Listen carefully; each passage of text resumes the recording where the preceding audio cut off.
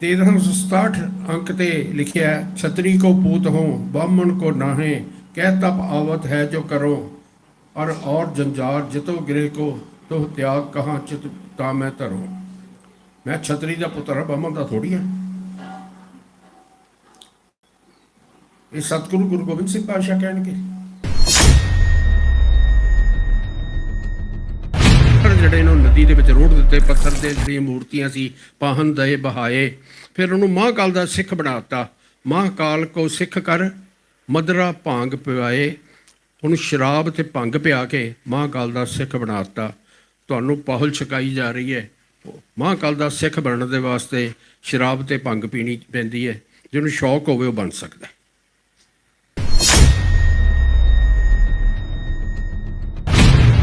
ਸਾਰੀ ਕਹਾਣੀ ਦੇ ਵਿੱਚ ਅੱਛਾ ਇੱਕ ਹੋਰ ਬੜੀ ਕਮਾਲ ਦੀ ਗੱਲ ਹੈ, ਜਿਹੜਾ ਭਾਗ ਤ੍ਰਿਆ ਚਰਿੱਤਰ ਦਾ ਅਸ਼ਲੀਲ ਭਾਗ ਹੈ, ਉਹਦੀ ਇਹ ਆਖਰੀ ਰਚਨਾ ਹੈ। 404 ਚਰਿੱਤਰ ਹੈ। ਉਸ ਚਰਿੱਤਰ ਦੇ ਕੁੱਲ 405 ਬੰਦ ਨੇ। ਅਸੀਂ ਉਹਦੇ ਵਿੱਚੋਂ 377 ਤੋਂ ਲੈ ਕੇ 401 ਤੱਕ 25 ਬੰਦ ਛਾਂਟ ਲਏ। ਛਾਂਟ ਕੇ ਆਪਣੇ ਤੌਰ ਦੇ ਉੱਤੇ ਉਹਨਾਂ ਦੇ ਨੰਬਰ ਵੀ ਚੇਂਜ ਕਰਤੇ। ਇੱਕ ਪਾਸੇ ਕਹਿੰਦੇ ਗੁਰਬਾਣੀ ਹੈ ਤੇ ਆਪੇ ਅਸੀਂ ਨੰਬਰ ਵੀ ਚੇਂਜ ਕਰਤੇ। ਉੱਥੇ ਕਬਿਓ ਬਾਚ ਬੇਨਤੀ ਚੌਪਾਈ ਲਿਖਿਆ ਹੋਇਆ, ਪਾਤਸ਼ਾਹੀ ਦਸਵੀਂ ਨਹੀਂ ਲਿਖਿਆ ਹੋਇਆ ਸੀ। ਪਾਤਸ਼ਾਹੀ ਦਸਵੀਂ ਵੀ ਆਪਣੇ ਕੋਲੋਂ ਲਿਖਤਾ।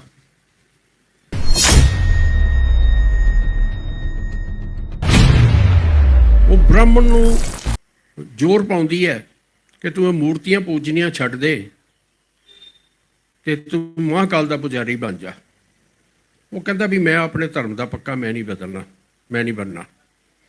ਜਿਸ ਵੇਲੇ ਵੇਖਦੀ ਵੀ ਕਿਸੇ ਤਰ੍ਹਾਂ ਵੀ ਬਣ ਨਹੀਂ ਰਿਹਾ ਤੇ ਇੱਕ ਛਲ ਕਰਦੀ ਹੈ। ਇਹ ਛਲ ਸੋ ਮਿਸ਼ਰ ਹੈ ਛਲਾ। ਮਿਸ਼ਰ ਕਹਿੰਦੇ ਨੇ ਬ੍ਰਾਹਮਣ ਨੂੰ। ਇਸ ਛਲ ਨਾਲ ਬ੍ਰਾਹਮਣ ਨੂੰ ਛਲ ਲਿਆ। ਕੀ ਛਲ ਕੀਤਾ? ਉਹਨੂੰ ਕਿਹਾ ਵੀ ਜੇ ਤੂੰ ਮਹਾਂਕਾਲ ਦਾ ਸਿੱਖ ਨਾ ਬਣਿਆ, ਜੇ ਤੂੰ ਮੂਰਤੀਆਂ ਪੂਜਣੀਆਂ ਨਾ ਛੱਡੀਆਂ, ਤੇ ਮੈਂ ਆਪਣੇ ਪਿਤਾ ਨੂੰ ਕਹਿ ਦੇਣਾ ਕਿ ਤੂੰ ਮੇਰੀ ਇੱਜ਼ਤ ਨੂੰ ਹੱਥ ਪਾਇਆ।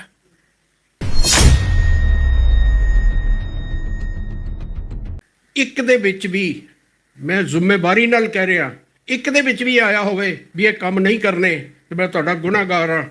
ਮੈਨੂੰ ਤੁਸੀਂ ਇੱਕ ਗੱਲ ਸੁਣਾਓ ਵੀ ਜੇ ਕਿਸੇ ਪਿਤਾ ਨੇ ਆਪਣੀ ਔਲਾਦ ਨੂੰ ਸਮਝਾਉਣਾ ਕਿ ਇਹ ਕੰਮ ਨਹੀਂ ਕਰਨੇ, ਤੇ ਪਹਿਲਾਂ ਉਹਨੂੰ ਕੁਝ ਦਿਨ ਤੱਕ ਗੰਦੀਆਂ ਅਸ਼ਲੀਲ ਫਿਲਮਾਂ ਵਿਖਾਵੇ, ਸਾਲ ਇੱਕ ਉਹਨੂੰ ਅਸ਼ਲੀਲ ਫਿਲਮਾਂ ਵਿਖਾਉਂਦਾ ਰਹੇ, ਉਹਦੇ ਬਾਅਦ ਕਵੇ ਬੇਟਾ ਜਿਹੜਾ ਤੈਨੂੰ ਮੈਂ ਸਾਲ ਫਿਲਮਾਂ ਦਿਖਾਈਆਂ ਦੇਣਾ, ਇਹ ਕੰਮ ਨਹੀਂ ਕਰਨਾ।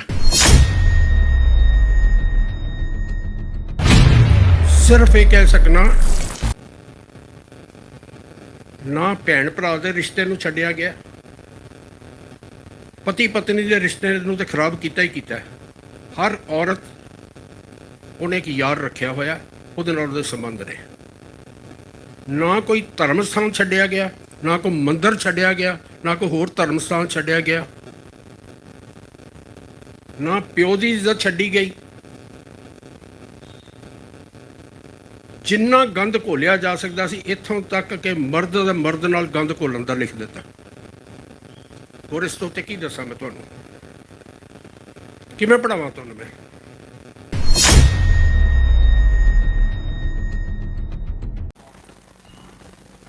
ਪਾਤਸ਼ਾਹਾਂ ਦੇ ਪਾਤਸ਼ਾਹ, ਸ਼ਹਿਨਸ਼ਾਹਾਂ ਦੇ ਸ਼ਹਿਨਸ਼ਾਹ, ਦੀਨ ਦੁਨੀ ਦਾ ਮਾਲਕ, ਮਿਹਰਾਂ ਦੇ ਸਾਈਂ, ਬਖਸ਼ਿਸ਼ਾਂ ਦੇ ਭੰਡਾਰ, ਗਿਆਨ ਦੇ ਸਾਗਰ, ਪੰਥ ਦੀ ਮੌਜੂਦਾ ਸਰਕਾਰ, ਧੰਨ ਧੰਨ ਧੰਨ ਸਤਿਗੁਰੂ ਸਾਹਿਬ ਸ੍ਰੀ ਗੁਰੂ ਗ੍ਰੰਥ ਸਾਹਿਬ ਪਾਤਸ਼ਾਹ ਜੀ ਦੇ ਪਾਵਨ ਹਜ਼ੂਰ ਵਿੱਚ ਜੁੜ ਬੈਠੀ ਗੁਰੂ ਰੂਪ ਸਾਧ ਸੰਗਤ ਜੀ, ਆਓ ਗੱਜ ਵੱਜ ਕੇ ਫਤਿਹ ਬੁਲਾਈਏ। ਵਾਹਿਗੁਰੂ ਜੀ ਕਾ ਖਾਲਸਾ, ਵਾਹਿਗੁਰੂ ਜੀ ਕੀ ਫਤਿਹ। ਸਤਿਗੁਰੂ ਦੀ ਬਖਸ਼ਿਸ਼ ਦੁਆਰਾ ਗੁਰਮਤਿ ਸਮਾਗਮ ਦੇ ਵਿੱਚ ਹਾਜ਼ਰੀਆਂ ਭਰਨ ਲਈ ਇਕੱਤਰ ਹੋਏ ਹਾਂ।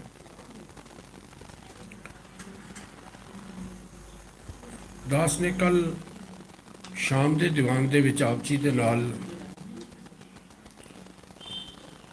ਵਿਚਿੱਤਰ ਨਾਟਕ ਗ੍ਰੰਥ ਅਖੌਤੀ ਦਸਮ ਗ੍ਰੰਥ ਇਹਨੂੰ ਗੁਰਮਤਿ ਦੀ ਕਸਵਟੀ ਉੱਤੇ ਪਰਖ ਕੇ ਆਪ ਜੀ ਦੇ ਅਦਾਲਤ 'ਚ ਪੇਸ਼ ਕਰਨਾ ਸ਼ੁਰੂ ਕੀਤਾ ਸੀ, ਜਿਹਦੇ ਵਿੱਚ ਅਸੀਂ ਇੱਕ ਭਾਗ ਕਰ ਚੁੱਕੇ, ਅੱਜ ਦੂਜੇ ਭਾਗ ਤੇ ਚੱਲਣਾ ਹੈ। ਅਸਲ ਵਿੱਚ ਭਾਗ ਕੋਈ ਵੰਡੇ ਨਹੀਂ ਹੋਏ, ਕੰਟੀਨਿਊਟੀ ਦੇ ਵਿੱਚ ਹੈ। ਭਾਵ ਜਿੰਨਾ ਕੱਲ ਹੋ ਸਕਿਆ ਉਹ ਕੱਲ ਕੀਤਾ ਸੀ, ਅੱਜ ਅੱਗੋਂ ਕਰਨਾ ਹੈ। ਮੈਂ ਇੱਕ ਬੇਨਤੀ ਕੱਲ ਕੀਤੀ ਸੀ, ਉਹਨੂੰ ਦੁਹਰਾ ਦੇਣਾ ਚਾਹੁੰਦਾ ਕਿ ਮੈਂ ਕੋਈ ਨਿਰਣਾ ਨਹੀਂ ਦੇ ਰਿਹਾ, ਮੈਂ ਜੋ ਸੱਚਾਈ ਹੈ ਤੁਹਾਡੇ ਸਾਹਮਣੇ ਰੱਖ ਰਿਹਾ। ਨਿਰਣਾ ਆਪ ਜੀ ਨੇ ਕਰਨਾ ਹੈ ਔਰ ਆਪਣੇ ਵਾਸਤੇ ਕਰਨਾ ਹੈ।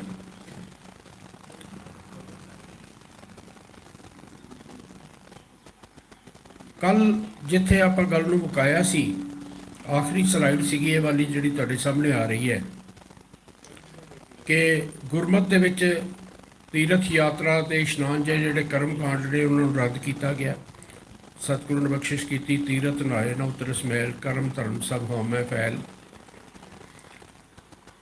ਤੀਜੇ ਨਾਨਕ ਬਖਸ਼ਿਸ਼ ਕਰਦੇ ਨੇ, ਅੰਤਰ ਤੀਰਥ ਗਿਆਨ ਹੈ, ਸਤਿਗੁਰ ਦੀਆ ਬੁਝਾਏ, ਮਹਿਲ ਗਈ ਮਨ ਨਿਰਮਲ ਹੋਆ, ਅੰਮ੍ਰਿਤਸਰ ਤੀਰਥ ਨਾਏ। ਇੱਥੇ ਅੰਮ੍ਰਿਤਸਰ ਲਫ਼ਜ਼ ਜਿਹੜਾ ਸ਼ਹਿਰ ਵਾਸਤੇ ਨਹੀਂ ਹੈ, ਅੰਮ੍ਰਿਤਸਰ ਨਗਰੀ ਵਾਸਤੇ ਨਹੀਂ ਹੈ। ਅੰਮ੍ਰਿਤ ਸਰੋਵਰ ਹੈ, ਗਿਆਨ ਦਾ ਸਰੋਵਰ, ਗੁਰਬਾਣੀ ਦਾ ਸਰੋਵਰ, ਉਹਦੇ ਵਿੱਚ ਇਸ਼ਨਾਨ ਕਰਨਾ ਹੈ। ਦੂਜੇ ਪਾਸੇ ਬਚਿੱਤਰ ਨਾਟਕ ਗ੍ਰੰਥ ਦੇ ਵਿੱਚ ਗੁਰੂ ਤੇਗ ਬਹਾਦਰ ਸਾਹਿਬ ਨੂੰ ਤੀਰਥਾਂ ਤੇ ਭੇਜਦਾ ਹੈ। ਉਹਨਾਂ ਬਾਰੇ ਲਿਖਤਾ ਕਿ ਮੁਰਪਿਤ ਪੂਰਬ ਕੀਅਸ ਪਿਆਨਾ, ਭਾਂਤ ਭਾਂਤ ਕੇ ਤੀਰਥ ਨਾਨਾ, ਜਬ ਹੀ ਜਾਤ ਤਰਵੈਣੀ ਭਏ ਪੁੰਨ ਦਾਨ ਦਿਨ ਬਿਤਾਏ। ਭਾਵ ਮੇਰੇ ਪਿਤਾ ਦੇ ਮੁਤਾਬਕ ਉਹ ਪੂਰਬ ਵੱਲ ਚਲੇ ਗਏ, ਉੱਥੇ ਜਾ ਕੇ ਉਹਨਾਂ ਨੇ ਭਾਂਤ ਭਾਂਤ ਦੇ ਤੀਰਥਾਂ 'ਤੇ ਇਸ਼ਨਾਨ ਕੀਤਾ, ਫਿਰ ਤ੍ਰਿਵੇਣੀ 'ਤੇ ਜਾ ਕੇ ਟਿਕ ਗਏ ਅਤੇ ਉੱਥੇ ਉਹਨਾਂ ਬੜੇ ਪੁੰਨ ਦਾਨ ਜਿਹੜੇ ਆ ਉਹ ਕੀਤੇ। ਜਿੰਨੇ ਕੁ ਪ੍ਰਮਾਣ ਆਪਾਂ ਅਜੇ ਤੱਕ ਵੇਖੇ ਨੇ, ਹਰ ਗੱਲ ਗੁਰਮਤਿ ਦੇ ਵਿਰੋਧੀ ਦੇ ਵਿੱਚ ਜਾ ਰਹੀ ਹੈ। ਅਗਲਾ ਭਾਗ ਜਿਹੜਾ ਮੈਂ ਆਪ ਜੀ ਨਾਲ ਵਿਚਾਰਨਾ ਚਾਹੁੰਦਾ,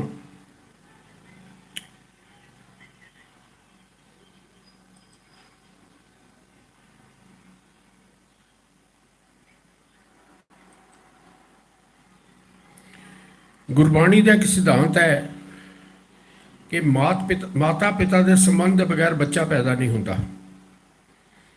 ਔਰ ਇਹ ਗੱਲ ਜੋ ਗੁਰਬਾਣੀ ਨੇ ਕਹੀ ਹੈ ਉਹ ਅਸੀਂ ਜੀਵਨ ਦੇ ਵਿੱਚ ਦੇਖ ਰਹੇ ਹਾਂ।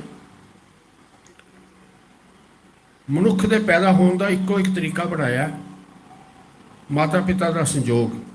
ਗੁਰੂ ਨਾਨਕ ਪਾਤਸ਼ਾਹ ਬਖਸ਼ਿਸ਼ ਕਰਦੇ ਨੇ, ਮਾਤ ਪਿਤਾ ਸੰਜੋਗ ਉਪਾਏ, ਰਕਤ ਬਿੰਦ ਮਿਲ ਪਿੰਡ ਕਰੇ, ਅੰਤਰ ਗਰਭ ਉਰਦ ਲਿਵ ਲਾਗੀ, ਸੋ ਪ੍ਰਭ ਸਾਰੇ ਦਾਤ ਕਰੇ।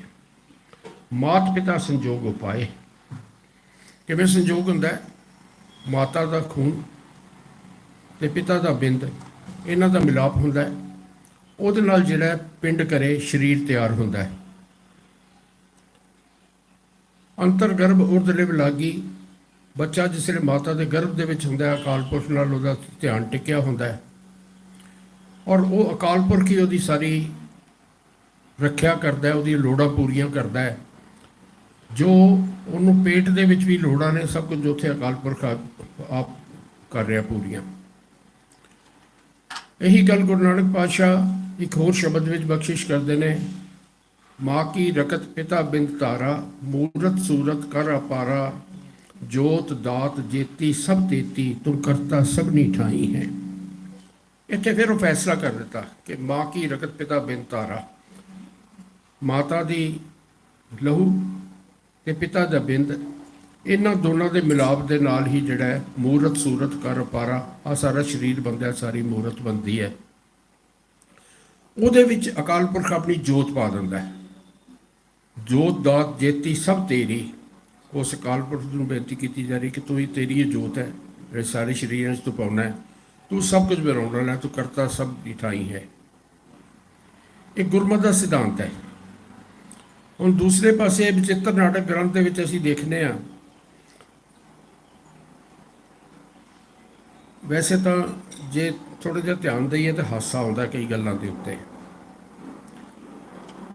ਉੱਥੇ ਉਹਦੇ ਪੰਨਾ 637 ਦੇ ਉੱਤੇ ਲਿਖਿਆ, ਕਰ ਬਾਮ ਮਿੱਤਰ ਮਾਤਰ ਸਮਾਨ, ਕਰ ਦਕਸ਼ਤੰਤਰ ਪਰਮਾਨ, ਕੀਆ ਪਾਨ ਭੋਗ ਵਿਚਾਰ, ਤਬ ਪਏ ਦਤ ਕੁਮਾਰ। ਕਰ ਬਾਮ ਮਾਤਰ ਸਮਾਨ, ਖੱਬਾ ਹੱਥ ਜਿਹੜਾ ਮਾਂ ਦੇ ਬਰਾਬਰ ਹੈ। ਕਰ ਦਕਸ਼ਤੰਤਰ ਪਰਮਾਨ, ਤੇ ਸੱਜਾ ਹੱਥ ਜਿਹੜਾ ਉਹ ਪਿਤਾ ਦੇ ਰੂਪ ਵਿੱਚ ਮੰਨਣਾ ਚਾਹੀਦਾ। ਕੀਆ ਪਾਨ ਭੋਗ, ਹੱਥਾਂ ਨੂੰ ਰਗੜਿਆ, ਭੋਗ ਕੀਤਾ, ਤਬ ਪਏ ਦਤ ਕੁਮਾਰ। ਕੀਆ ਪਾਨ ਭੋਗ ਵਿਚਾਰ, ਤਬ ਪਏ ਦਤ ਕੁਮਾਰ, ਤੇ ਉੱਥੋਂ ਦਤ ਕੁਮਾਰ ਜੀ ਪੈਦਾ ਹੋ ਗਏ। ਇਹ ਗੱਲਾਂ ਜੇ ਧਾਰਮਿਕ ਅੰਧ ਵਿਸ਼ਵਾਸ ਦੇ ਵਿੱਚ ਵੇਖੀਆਂ ਜਾਣ, ਜੇ ਵਿਚਾਰੇ ਹੀ ਨਾ ਜਾਏ ਤੇ ਬੜੀਆਂ ਚੰਗੀਆਂ ਲੱਗਦੀਆਂ ਨੇ। ਜੇ ਸੱਚਾਈ ਨੂੰ ਵੇਖਣ ਦੀ ਕੋਸ਼ਿਸ਼ ਕਰੀਏ ਤੇ ਆਪਣੇ ਆਪ 'ਚ ਪ੍ਰਗਟ ਹੁੰਦਾ ਵੀ ਕਿੰਨੇ ਵੱਡੇ ਕਪੌੜ ਛੱਡੇ ਗਏ ਨੇ। ਇਹ ਤੇ ਇੱਕ ਤਰੀਕਾ ਹੈ। ਇੱਕ ਹੋਰ ਤਰੀਕਾ ਦੱਸਿਆ ਉੱਥੇ ਇਹਦੇ ਬਚਿੱਤਰ ਨਾਟਕ ਦੇ 1367 ਪੰਨੇ ਤੇ ਲਿਖਿਆ, ਬਹੁਰ ਕਾਲ ਕੀਨਾ ਕਮਸਾਨਾ, ਮਾਰਤ ਭਇਓ ਦੈਤ ਸਭ ਨਾਨਾ, ਅਤਿਕ ਪ੍ਰਸੇਤ ਧਰਨ ਪਰ ਪਰਿਓ, ਭੂਮ ਸੈਨ ਤਾਤੇ ਬਪ ਧਰਿਓ। ਮਹਾਕਾਲ ਜਿਹੜਾ ਉਹ ਜੰਗ ਕਰ ਰਿਹਾ, ਉਹਨੇ ਬੜਾ ਕਮਸਾਨ ਦਾ ਯੁੱਧ ਕੀਤਾ। ਬਹੁਰ ਕਾਲ ਕੀਨਾ ਕਮਸਾਨਾ,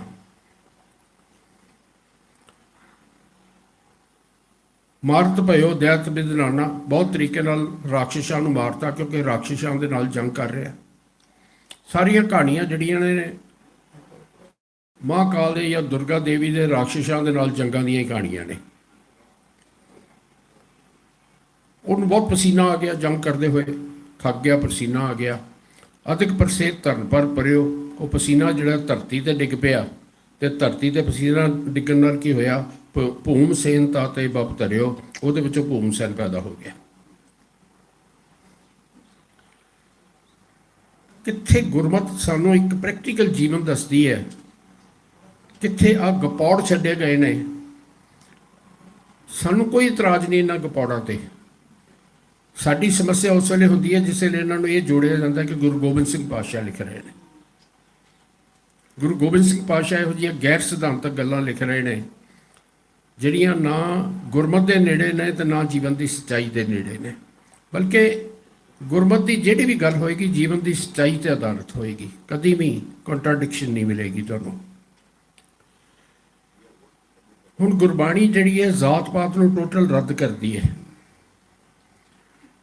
ਮੈਂ ਪਹਿਲੇ ਦਿਨ ਜਿਹੜੀ ਵਿਚਾਰ ਕੀਤੀ ਸੀ ਉਹਦੇ ਵਿੱਚ ਬੇਨਤੀ ਕੀਤੀ ਸੀ, ਸਿੱਖ ਧਰਮ ਦੀ ਇਹ ਵਿਲੱਖਣਤਾ ਹੈ ਕਿ ਸਾਡੇ ਕੋਈ ਜ਼ਾਤ ਪਾਤ ਨਹੀਂ, ਅਸੀਂ ਸਾਰੀ ਮਨੁੱਖਤਾ ਨੂੰ ਇੱਕ ਬਰਾਬਰ ਸਮਝਦੇ ਹਾਂ। ਇੱਥੇ ਮੇਰੇ ਸਤਿਗੁਰੂ ਤੇ ਇਹ ਬਖਸ਼ਿਸ਼ ਕਰਦੇ ਨੇ ਕਿ ਜਾਤ ਕਾ ਗਰਭ ਨਾ ਕਰ ਮੂਰਖ ਗਵਾਰਾ, ਇਸ ਗਰਭ ਤੇ ਚਲੇ ਬਹੁਤ ਵਿਕਾਰਾ। ਇਹ ਮੂਰਖ ਇਨਸਾਨ ਆਪਣੀ ਜ਼ਾਤ ਦੀ ਹਉਮੈ ਨਾ ਕਰ, ਔਰ ਜ਼ਾਤ ਦੀ ਹਉਮੈ ਨੂੰ ਮੂਰਖ ਆਖਿਆ ਜਿਹੜਾ ਕਰਨ ਵਾਲਾ ਹੈ। ਜਾਤ ਕਾ ਗਰਭ ਨਾ ਕਰ ਮੂਰਖ ਗਵਾਰਾ। ਇਹਦੇ ਨਾਲ ਸਮਾਜਿਕ ਭਾਈਚਾਰੇ ਦੇ ਵਿੱਚ ਬਹੁਤ ਵਿਗਾੜ ਪੈਂਦੇ ਨੇ। ਅੱਜ ਅਸੀਂ ਦੇਖ ਹੀ ਰਹੇ ਹਾਂ ਜੋ ਦੇਸ਼ ਦੇ ਹਾਲਤ ਹੋ ਰਹੇ ਨੇ। ਕੌਮਾਂ ਦੇ ਨਾਂ ਤੇ, ਜ਼ਾਤ ਪਾਤ ਦੇ ਨਾਂ ਦੇ ਉੱਤੇ ਕਿਵੇਂ ਵੰਡੀਆਂ ਪਾਈਆਂ ਜਾ ਰਹੀਆਂ ਨੇ, ਕਿਵੇਂ ਨਫ਼ਰਤ ਫੈਲ ਰਹੀ ਹੈ। ਇਹ ਵਿਕਾਰ ਹੀ ਹੈ ਜਿਹੜਾ ਫੈਲ ਰਿਹਾ। ਇਸੇ ਕਰਕੇ ਸਤਿਗੁਰੂ ਨੇ ਉਸ ਵੇਲੇ ਸਾਨੂੰ ਚੇਤਾਵਨੀ ਦੇ ਦਿੱਤੀ, ਇਸ ਗਰਭ ਤੇ ਚਲੇ ਬਹੁਤ ਵਿਕਾਰਾ। ਹੁਣ ਦੂਜੇ ਪਾਸੇ ਜ਼ਾਤ ਪਾਤ ਨੂੰ ਭਾਰਿਆ ਗਿਆ। 1367 अंक ਤੇ ਲਿਖਿਆ, ਛਤਰੀ ਕੋ ਪੂਤ ਹੋ ਬਾਹਮਣ ਕੋ ਨਾਹੇ, ਕਹਿ ਤਪ ਆਵਤ ਹੈ ਜੋ ਕਰੋ, और जंजार जितो गिरे को तो त्याग कहाँ चित ता मैं धरो। मैं छतरी का पुत्र हाँ, बाहमण का थोड़ी है। ये सतगुरु गुरु गोबिंद सिंह पातशाह कहणगे, कह तप आता है जो करो। मैनू कित्थे तप करना आउंदा है? मैं तो छतरी का पुत्र है, मैं तो सिर्फ लड़ना आउंदा है। और जंजार जितो गिरे को होर कर दे, जिन्ने जंजाल ने मैं उन्हें किमें उलझावां ते तुहाडे विच चित्तर आ। हर गल गुरमत के विरोध दे विच तुहानूं सामने नज़र आएगी। साडी कौम का एक मान है, संसार दे विच सब कौमां ने औरत नूं नीवां दिखाया। किसी ने उन्होंने काम की पुतली कहता।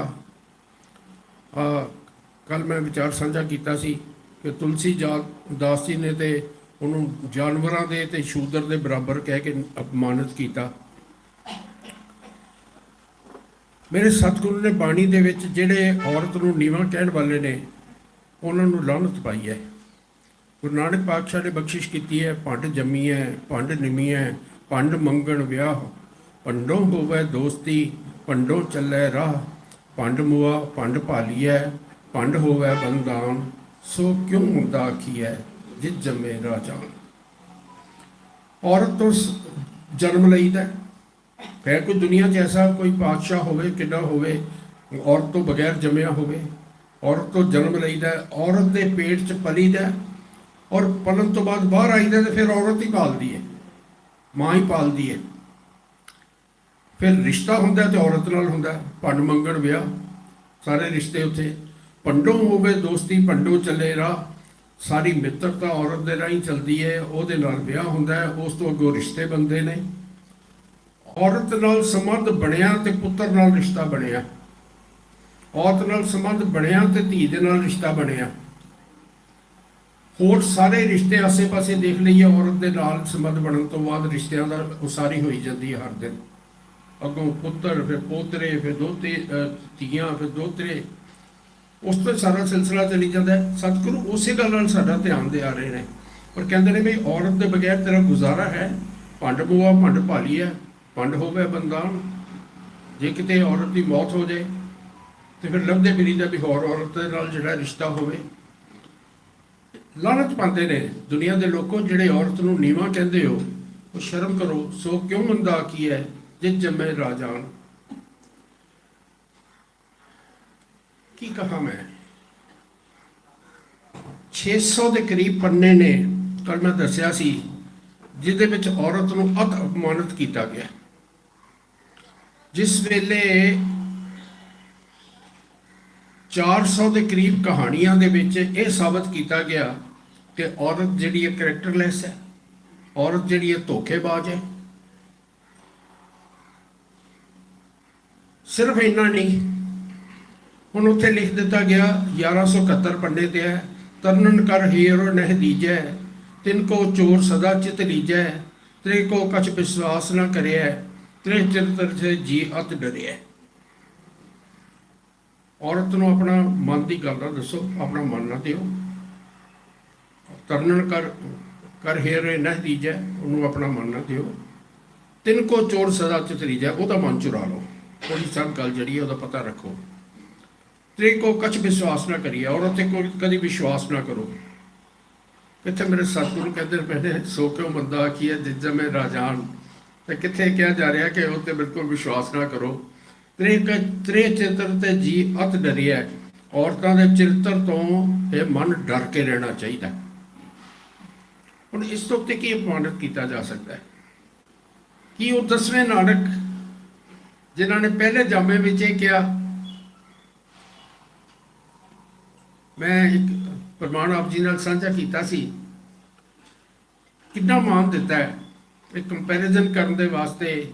ਸਤਿਗੁਰੂ ਕਹਿੰਦੇ ਬਤੀ ਸੁਰਖਣੀ ਸਚ ਸੰਤਤ ਬੋਧ, ਆਗਿਆਕਾਰੀ ਸੁਗੜ ਸਰੂਪ, ਇਚ ਪੂਰੇ ਧਨ ਕੰਤ ਸੁਆਮੀ, ਸਤੀ ਸੰਤੋਖੀ ਦੇਰ ਜਠਾਣੀ, ਸਭ ਪਰਿਵਾਰੇ ਮਾਹੇ ਸ੍ਰੇਸ਼ਟ, ਮੱਤੀ ਦੇਵੀ ਦੇਵਰ ਜੇਸ਼ਟ, ਧਨ ਸੋ ਗ੍ਰਹਿ ਆਏ, ਤਾਂ ਨਾਨਕ ਸੁਖ ਹੈ ਸੁਖ ਵਿਹਾਏ। ਤੇ ਦੂਜੇ ਪਾਸੇ ਕੀ ਕਿਹਾ ਜਾ ਰਿਹਾ, ਇਨ ਇਸਰਨ ਕੇ ਚਰਿਤ ਅਪਾਰਾ, ਸੱਚ ਪਛਾਣੋ ਇਨ ਕਰਤਾਰਾ।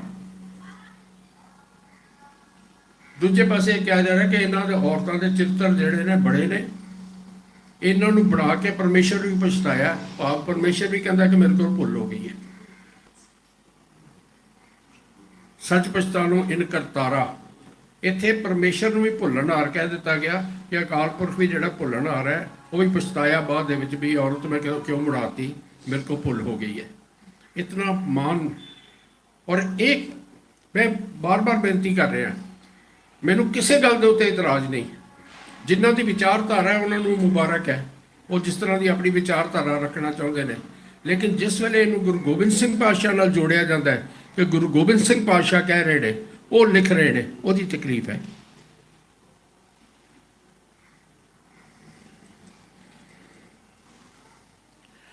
ਹੁਣ ਕਈ ਚੀਜ਼ਾਂ ਨੇ ਜਿਹੜੀਆਂ ਭਾਵਕ ਹੋ ਕੇ ਪੜ੍ਹੀ ਜਾਂਦੇ ਆ, ਸਾਨੂੰ ਬੜੀਆਂ ਅੱਛੀਆਂ ਲੱਗਦੀਆਂ ਨੇ, ਕਿਉਂਕਿ ਉਹਨਾਂ ਨੂੰ ਗੁਰਮਤਿ ਦੀ ਕਸਵੱਟੀ ਉੱਤੇ ਅਸੀਂ ਕਦੀ ਪਰਖਦੇ ਨਹੀਂ। ਬਹੁਤ ਸਾਡੇ ਪੰਥ ਦੇ ਵਿੱਚ ਪ੍ਰਚਲਿਤ ਹੈ ਕਬਿਓ ਬਾਚ ਬੇਨਤੀ ਚੌਪਾਈ। ਔਰ ਅੱਜ ਤੇ ਸਾਡੀ ਹਾਲਤ ਇਹ ਹੋ ਗਈ, ਮੌਕਾ ਲੱਭਦੇ ਰਹਿੰਦੇ ਆ ਕਿਸ ਵੇਲੇ ਪੜ੍ਹੀਏ। ਵਿੱਚ ਕੁਝ ਸੱਜਣ ਤੇ ਐਸੇ ਬੈਠੇ ਹੁੰਦੇ ਨੇ, ਦੇਗ ਵਰਤਣ ਲੱਗੀ, ਉਹ ਜੀ ਦੇਗ ਵਰਤ ਰਹੀ ਉਨੀ ਦੇ ਚੌਪਾਈ ਸਾਹਿਬ ਦਾ ਪਾਠ ਕਰ ਲਓ। ਆਮ ਚੱਲਦਾ ਸਾਡੇ। ਕੋਈ ਸੰਘਰਸ਼ ਦਾ ਸਮਾਂ ਹੁੰਦਾ ਹੈ ਜਿਸ ਵੇਲੇ ਕੋਈ ਗੱਲ ਗੁਰੂ ਤੋਂ ਸੇਧ ਲੈ ਕੇ ਤੇ ਅੱਗੇ ਵਧਾਉਣ ਦੀ ਹੁੰਦੀ ਹੈ, ਉੱਥੇ ਮੰਤਰ ਪੜ੍ਹਨ ਬਹਿ ਜਾਂਦੇ ਆ, ਬਾਊ ਜੀ ਲਓ ਜੀ ਚੌਪਾਈ ਸਾਹਿਬ ਦਾ ਪਾਠ ਕਰ ਲਓ। ਚੌਪਾਈ ਪੜ੍ਹਨ ਨਾਲ, ਮੰਤਰ ਪੜ੍ਹਨ ਨਾਲ ਸਾਡੀ ਰੱਖਿਆ ਹੋ ਜਾਏਗੀ। ਸਭ ਤੋਂ ਪਹਿਲੀ ਗੱਲ ਤੇ ਗੁਰੂ ਕਿਸੇ ਨੂੰ ਦੁਸ਼ਮਣ ਸਮਝਦਾ ਹੈ? ਕੋਈ ਗੁਰੂ ਦਾ ਦੁਸ਼ਮਣ ਹੈ? ਸਤਿਗੁਰ ਤੇ ਪੰਜਵੇਂ ਨਾਨਕ ਬਾਣੀ 'ਚ ਬਖਸ਼ਿਸ਼ ਕਰਦੇ ਨੇ, ਨਾ ਕੋ ਮੇਰਾ ਦੁਸ਼ਮਣ ਰਹਿਆ, ਨਾ ਹਮ ਕਿਸਕੇ ਬਹਿਰਾਈ, ਬ੍ਰਹਮ ਪਸਾਰ ਪਸਾਰਿਓ ਭੀਤਰ, ਸਤਿਗੁਰ ਤੇ ਸੋਝੀ ਪਾਈ, ਸਭ ਕੋ ਮੀਤ ਹਮ ਆਪਣਾ ਸੀ ਕੀਨਾ, ਹਮ ਸਭਨਾ ਕੇ ਸਾਜਨ, ਦੂਰ ਪਰਾਇਓ ਮਨ ਕਾ ਬਿਰਹਾ, ਤਾਂ ਮੇਲ ਕੀਓ ਮੇਰੇ ਰਾਜਨ। ਇਹ ਗੁਰਮਤਿ ਦਾ ਸਿਧਾਂਤ। ਨਾ ਕੋ ਮੇਰਾ ਦੁਸ਼ਮਣ ਰਹਿਆ, ਨਾ ਹਮ ਕਿਸਕੇ ਬਹਿਰਾਈ, ਨਾ ਕੋ ਮੇਰਾ ਦੁਸ਼ਮਣ ਹੈ, ਨਾ ਅਸੀਂ ਕਿਸੇ ਦੇ ਵੈਰੀ ਹਾਂ। ਕਿਉਂ? ਕਿਉਂਕਿ ਸਾਨੂੰ ਤੇ ਸਾਰਿਆਂ 'ਚੋਂ ਅਕਾਲ ਪੁਰਖ ਨਜ਼ਰ ਆ ਰਿਹਾ। ਪਸਾਰ ਪਸਾਰੇ, ਬਰਮ ਪਸਾਰ ਪਸਾਰਿਓ ਭੀਤਰ, ਸਤਿਗੁਰ ਤੇ ਸੋਝੀ ਪਾਈ। ਸਾਨੂੰ ਤਾਂ ਸਾਡੇ ਗੁਰੂ ਨੇ ਸਮਝਾਤਾ ਹੈ ਕਿ ਸਾਰਿਆਂ ਦੇ ਵਿੱਚੋਂ ਅਕਾਲ ਪੁਰਖ ਦਾ ਵਾਸ ਹੈ। ਇਸ ਕਰਕੇ ਅਸੀਂ ਕਿਸੇ ਨਾਲ ਨਫ਼ਰਤ ਨਹੀਂ ਕਰਦੇ, ਕਿਸੇ ਨੂੰ ਦੁਸ਼ਮਣ ਨਹੀਂ ਸਮਝਦੇ। ਸਭ ਕੋ ਮੀਤ ਹਮ ਆਪਣਾ ਕੀਨਾ, ਅਸੀਂ ਤਾਂ ਸਾਰਿਆਂ ਨੂੰ ਆਪਣਾ ਮਿੱਤਰ ਬਣਾ ਲਿਆ। ਹਮ ਸਭਨਾ ਕੇ ਸਾਜਨ, ਅਸੀਂ ਸਾਰਿਆਂ ਦੇ ਦੋਸਤ ਹਾਂ, ਸਾਰਿਆਂ ਦੇ ਸਾਜਨ ਹਾਂ। ਜਿਸ ਵੇਲੇ ਇਹ ਭਰਮ ਟੁੱਟ ਗਿਆ ਤੇ ਉਸ ਅਕਾਲ ਪੁਰਖ ਨਾਲ ਮਿਲਾਪ ਹੋ ਗਿਆ। ਸਾਡਾ ਇਹ ਸਿਧਾਂਤ ਹੈ। ਹੁਣ ਰੋਜ਼ ਅਸੀਂ ਕਬਿਓ ਬਾਚ ਬੇਨਤੀ ਚੌਪਾਈ 'ਚ ਪੜ੍ਹਨੇ ਆ, ਹਮਰੇ ਦੁਸ਼ਟ ਸਭੈ ਤੁਮ ਕਾਵੋ, ਆਪ ਹਾਥ ਦੈ ਮੋਹਿ ਬਚਾਵੋ, ਸੁਖੀ ਬਸੈ ਮੋਰੋ ਪਰਵਾਰਾ, ਸੇਵਕ ਸਿੱਖ ਸਭੈ ਕਰਤਾਰਾ। ਮੇਰੇ ਸਾਰੇ ਦੁਸ਼ਮਣ ਮਾਰ ਦਿਓ, ਮੇਰੇ ਸਿੱਖਾਂ ਨੂੰ ਬਚਾ ਲਓ। ਮਾਫ ਕਰਨਾ, ਰੋਜ਼ ਅਰਦਾਸ ਕਰਦੇ ਹੋ, ਕੀ ਕਹਿੰਦੇ ਹੋ? ਨਾਨਕ ਨਾਮ ਚੜ੍ਹਦੀ ਕਲਾ ਤੇਰੇ ਭਾਣੇ। ਤੇ ਸਰਬੱਤ ਦਾ ਭਲਾ ਮੰਗਣ ਵਾਲਾ ਗੁਰੂ ਇਹ ਕਹਿ ਸਕਦਾ ਕਿ ਮੇਰੇ ਸਾਰੇ ਦੁਸ਼ਮਣਾਂ ਨੂੰ ਮਾਰ ਦਿਓ, ਸਿਰਫ ਮੇਰੇ ਸਿੱਖਾਂ ਨੂੰ ਬਚਾ ਲਓ। ਔਰ ਰੋਜ਼ ਰੱਟ ਰਹੇ ਹਾਂ, ਬੜੇ ਆਰਾਮ ਨਾਲ, ਬੜੇ ਪਿਆਰ ਨਾਲ ਰੱਟ ਰਹੇ ਹਾਂ। ਮੇਰੀ ਤੇ ਤੁਸੀਂ ਹੱਥ ਦੇ ਕੇ ਰੱਖਿਆ ਕਰ ਲਓ, ਮੇਰੇ ਸਿੱਖਾਂ ਦੀ ਰੱਖਿਆ ਕਰੋ, ਬਾਕੀ ਦੁਸ਼ਮਣਾਂ ਨੂੰ ਮਾਰ ਦਿਓ। ਮੋਰ ਅੱਛਾ ਨਿਜ ਕਰਦੇ ਕਰਿਆ, ਸਭ ਬੈਰਨ ਕੋ ਆਜ ਸੰਗਰਿਆ, ਸਭ ਦੁਸ਼ਮਣਾਂ ਨੂੰ ਮਾਰ ਦਿਓ। ਹੁਣ ਇੱਥੇ ਇੱਕ ਬੜੀ ਕਮਾਲ ਦੀ ਗੱਲ ਹੈ। ਆਮ ਤੌਰ 'ਤੇ ਕਿਹਾ ਜਾਂਦਾ ਹੈ ਜੀ ਜਿਹੜੇ ਵਿਕਾਰ ਨੇ ਉਹਨਾਂ ਨੂੰ ਦੁਸ਼ਮਣ ਆਖਿਆ ਗਿਆ। ਇੱਥੇ ਵਿਕਾਰਾਂ ਦੀ ਗੱਲ ਹੋ ਰਹੀ ਹੈ ਵੀ ਮੇਰੇ ਵਿਕਾਰ ਜਿਹੜੇ ਨੇ ਉਹ ਮੇਰੇ ਦੁਸ਼ਮਣ ਨੇ, ਉਹਨਾਂ ਨੂੰ ਮਾਰ ਦਿਓ। ਇਸ ਕਹਾਣੀ ਨੂੰ ਪੜ੍ਹੋ। ਸਾਰੀ ਕਹਾਣੀ ਦੇ ਵਿੱਚ ਅੱਛਾ ਇੱਕ ਹੋਰ ਬੜੀ ਕਮਾਲ ਦੀ ਗੱਲ ਹੈ, ਜਿਹੜਾ ਭਾਗ ਤ੍ਰਿਆ ਚਰਿੱਤਰ ਦਾ ਅਸ਼ਲੀਲ ਭਾਗ ਹੈ, ਉਹਦੀ ਇਹ ਆਖਰੀ ਰਚਨਾ ਹੈ। 404 ਚਰਿੱਤਰ ਹੈ। ਉਸ ਚਰਿੱਤਰ ਦੇ ਕੁੱਲ 405 ਬੰਦ ਨੇ। ਅਸੀਂ ਉਹਦੇ ਵਿੱਚੋਂ 377 ਤੋਂ ਲੈ ਕੇ 401 ਤੱਕ 25 ਬੰਦ ਛਾਂਟ ਲਏ। ਛਾਂਟ ਕੇ ਆਪਣੇ ਤੌਰ ਦੇ ਉੱਤੇ ਉਹਨਾਂ ਦੇ ਨੰਬਰ ਵੀ ਚੇਂਜ ਕਰਤੇ। ਇੱਕ ਪਾਸੇ ਕਹਿੰਦੇ ਗੁਰਬਾਣੀ ਹੈ ਤੇ ਆਪੇ ਅਸੀਂ ਨੰਬਰ ਵੀ ਚੇਂਜ ਕਰਤੇ। ਉੱਥੇ ਕਬਿਓ ਬਾਚ ਬੇਨਤੀ ਚੌਪਾਈ ਲਿਖਿਆ ਹੋਇਆ, ਪਾਤਸ਼ਾਹੀ ਦਸਵੀਂ ਨਹੀਂ ਲਿਖਿਆ ਹੋਇਆ ਸੀ। ਪਾਤਸ਼ਾਹੀ ਦਸਵੀਂ ਵੀ ਆਪਣੇ ਕੋਲੋਂ ਲਿਖਤਾ। ਔਰ ਇਹ ਕਬਿਓ ਬਾਚ ਬੇਨਤੀ ਚੌਪਾਈ ਕਿੱਥੇ ਆਉਂਦੀ ਹੈ ਕਿ ਮਹਾਂਕਾਲ ਦਾ ਜੰਗ ਹੋ ਰਿਹਾ ਰਾਖਸ਼ਾਂ ਦੇ ਨਾਲ, ਤੇ ਮਹਾਂਕਾਲ ਨੇ ਰਾਖਸ਼ਾਂ ਨੂੰ ਮਾਰ ਦਿੱਤਾ ਹੈ। ਪੁਨ ਰਾਸ਼ਸ ਕਾ ਕਾਟਾ ਸੀਸਾ, ਸ੍ਰੀ ਅਸਕੇਤ ਜਗਤ ਕੇ ਈਸਾ, ਪੁਪਨ ਬਿਸ਼ ਗਗਨ ਤੇ ਪਈ, ਸਭਨ ਆਨ ਵਧਾਈ ਦਈ, ਧੰਨ ਧੰਨ ਲੋਗਣ ਕੇ ਰਾਜਾ, ਦੁਸ਼ਟਨ ਦਾ ਗਰੀਬ ਨਿਵਾਜਾ। ਔਰ ਰਾਖਸ਼ ਨੂੰ ਮਾਰ ਦਿੱਤਾ ਹੈ। ਹੁਣ ਲਿਖਾਰੀ ਉਸ ਮਹਾਂਕਾਲ ਅੱਗੇ ਬੇਨਤੀ ਕਰ ਰਿਹਾ ਵੀ ਸਾਡੀ ਸਦਾ ਇੰਝ ਹੀ ਰੱਖਿਆ ਕਰਦੇ ਰਹਿਣਾ ਜਿਵੇਂ ਤੁਸੀਂ ਇਹ ਰਾਖਸ਼ ਨੂੰ ਮਾਰ ਦਿੱਤਾ। ਇਹ ਜਿਹੜੀ ਗੱਲ ਪ੍ਰਚਾਰੀ ਜਾ ਰਹੀ ਹੈ सब तो वड्डा दुनिया का झूठ है कि विकारां बारे प्रचारी जा रही है कि विकार मेरे दुश्मन ने, मेरे विकारां नूं मार दिओ। वो लोग प्रचार रहे हैं जिन्होंने पढ़िया ही नहीं, जिन्होंने पता ही नहीं सच्चाई की है। सिर्फ अपनी भावना नूं साडे उत्ते लदण की कोशिश कर रहे हैं, अपनी भावना के अनुसार सानूं टालण की कोशिश कर रहे हैं। वो झूठ बोल के जिहड़ा वो सच झूठ नूं साडे उत्ते थोपण की कोशिश हो रही है। हुण इहदे विच ही अगों लिखदा है, तुम्हें छाड़ कोई अवर न त्याओ, जो वर चाहो सो तुम ते पाओ। बड़ी चंगी गल लगती है, बड़ी पावक गल है। जे अकाल पुरख बारे लिखी जा रही है, कही तो जा रही है महाकाल बारे, लेकिन असी समझ लैने अकाल पुरख बारे कही जा रही है तो सानू बड़ी चंगी लगती है। लेकिन अगों नाल कहता, सेवक सिख हमारे तारिए, चुन चुन सतर हमारे मारिए। साडे दुश्मनों नूं चुन चुन के मार दिओ। जेड़ा गुरु कहता मेरा दुश्मन है ही कोई नहीं, सबको मीत हम अपना कीना, वो गुरु ये कह रहे हैं कि मेरे दुश्मनों चुन चुन के मार दो। मैं बार बार एक बेनती कर रहा, मैं कोई निर्णय करके नहीं दे रहा, जो सच्चाई तुहाडे सामने रख रहा। जिहड़ी मैं हुणे गल कीती आ तुहाडे सामने आ रहा 378 बंद, 379 बंद, 380 बंद, ये इन्हां दे असली नंबर ने। इन्हां नूं बदल के 1 2 3 4 5 6 करके 25 बंद चुन लए गए, चुन के विचों कढ़ लए गए, आप नंबर चेंज कर दिते गए, जिन्हों असीं अंध विश्वास के विच रोज़ रटी जा रहे हैं।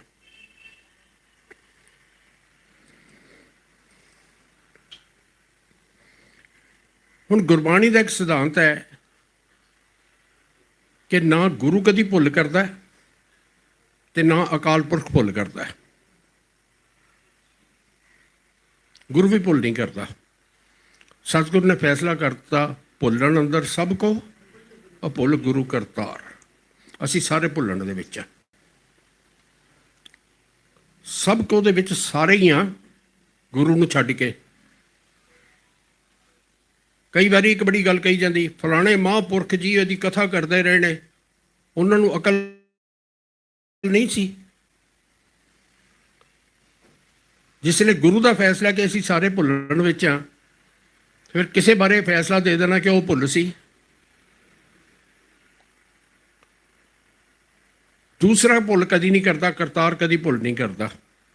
मैं हुणे तुहानूं प्रमाण दस्सिया सी जिहदे विच परमेश्वर नूं भुलण वाला कह दिता, सच पछतानो इन करतारा, परमात्मा औरत नूं बना के पछताया बाद दे विच। इहदा मतलब उन्होंने लगा कि मेरे को गलती हो गई है, भुल हो गई है। गल सिर्फ उत्थे तक सीमित नहीं। ये पन्ना 310 उत्ते लिखिया, कृष्ण जथा मत चरित्र उचारो, चूक होए कब लेहो सुधारो। मैं कृष्ण की कथा जिहड़ी है अपने समझ के मुताबिक कह रहा, मत चरित्र उचारो, मेरी मत जिन्नी है उहदे मुताबिक चरित्र उचार रहा। चूक होए कब लेहो सुधारो, जे मेरे को गलती हो गई होवे ते उन्होंने सुधार लेना, तुसी ठीक कर लेना। मैं कल इनू क्योंकि काफ़ी विचार चुका, उहदे विच दोबारा नहीं जाना चाहता। तुहानूं अथॉरिटी दिती हुई है, तुसी सोध कर सकते हो। फिर पन्ना 386 से लिखता है, खड़ग पान की कृपा ते पोथी रची विचार, भूल होए जह तै सो कब पढ़ियो सबै सुधार। ये बड़ा पूछा जाता कई बारी, खड़ग पान की है जी, जिहदे झंडे उत्ते तलवार का निशान है, भाव महाकाल, उहदी कृपा नाल पोथी बनाई है। तो जे मेरे को भुल हो गई होवे तो तुसी ठीक करके पढ़ लेना, इसका लेखक लिख रहा है। तो जे लेख गुरु गोबिंद सिंह पातशाह ने, तो फिर गुरु गोबिंद सिंह पातशाह कह रहे हैं भी मेरे को हो सकता भुल हो गई होवे, तुसी ठीक कर लेना। गुरु के किस पक्ष के नाल मेल करांगे?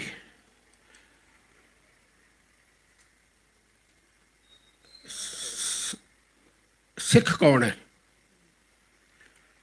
गुरबाणी में सिख की जिहड़ी परिभाषा मिलती है, सो सिख सखा बंदब है भाई, जे गुर के भाणे विच आवे, अपने भाणे जो चले भाई, विछड़ चोटां खावे।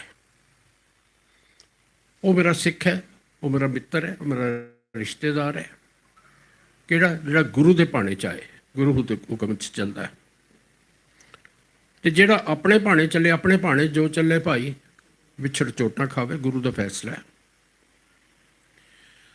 ਸਾਡੇ ਸਤਿਗੁਰੂ ਨੇ ਸਾਡੇ ਜੀਵਨ 'ਚ ਇੱਕ ਮਰਿਆਦਾ ਬਖਸ਼ੀ, ਗੁਰੂ ਗੋਬਿੰਦ ਸਿੰਘ ਪਾਤਸ਼ਾਹ ਨੇ, ਪਾਹੁਲ ਛਕਣ ਦੀ।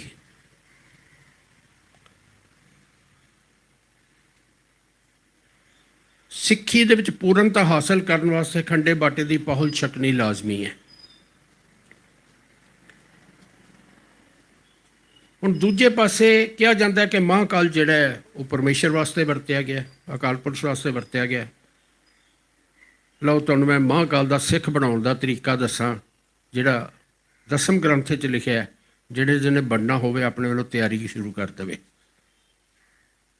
ਇਹ ਛਲ ਸੋ ਮਿਸ਼ਰੇ ਛਲਾ ਪਾਹਨ ਦਏ ਬਹਾਏ, ਮਹਾਂਕਾਲ ਕੋ ਸਿੱਖ ਕਰ ਮਦਰਾ ਭਾਂਗ ਪਿਆਏ।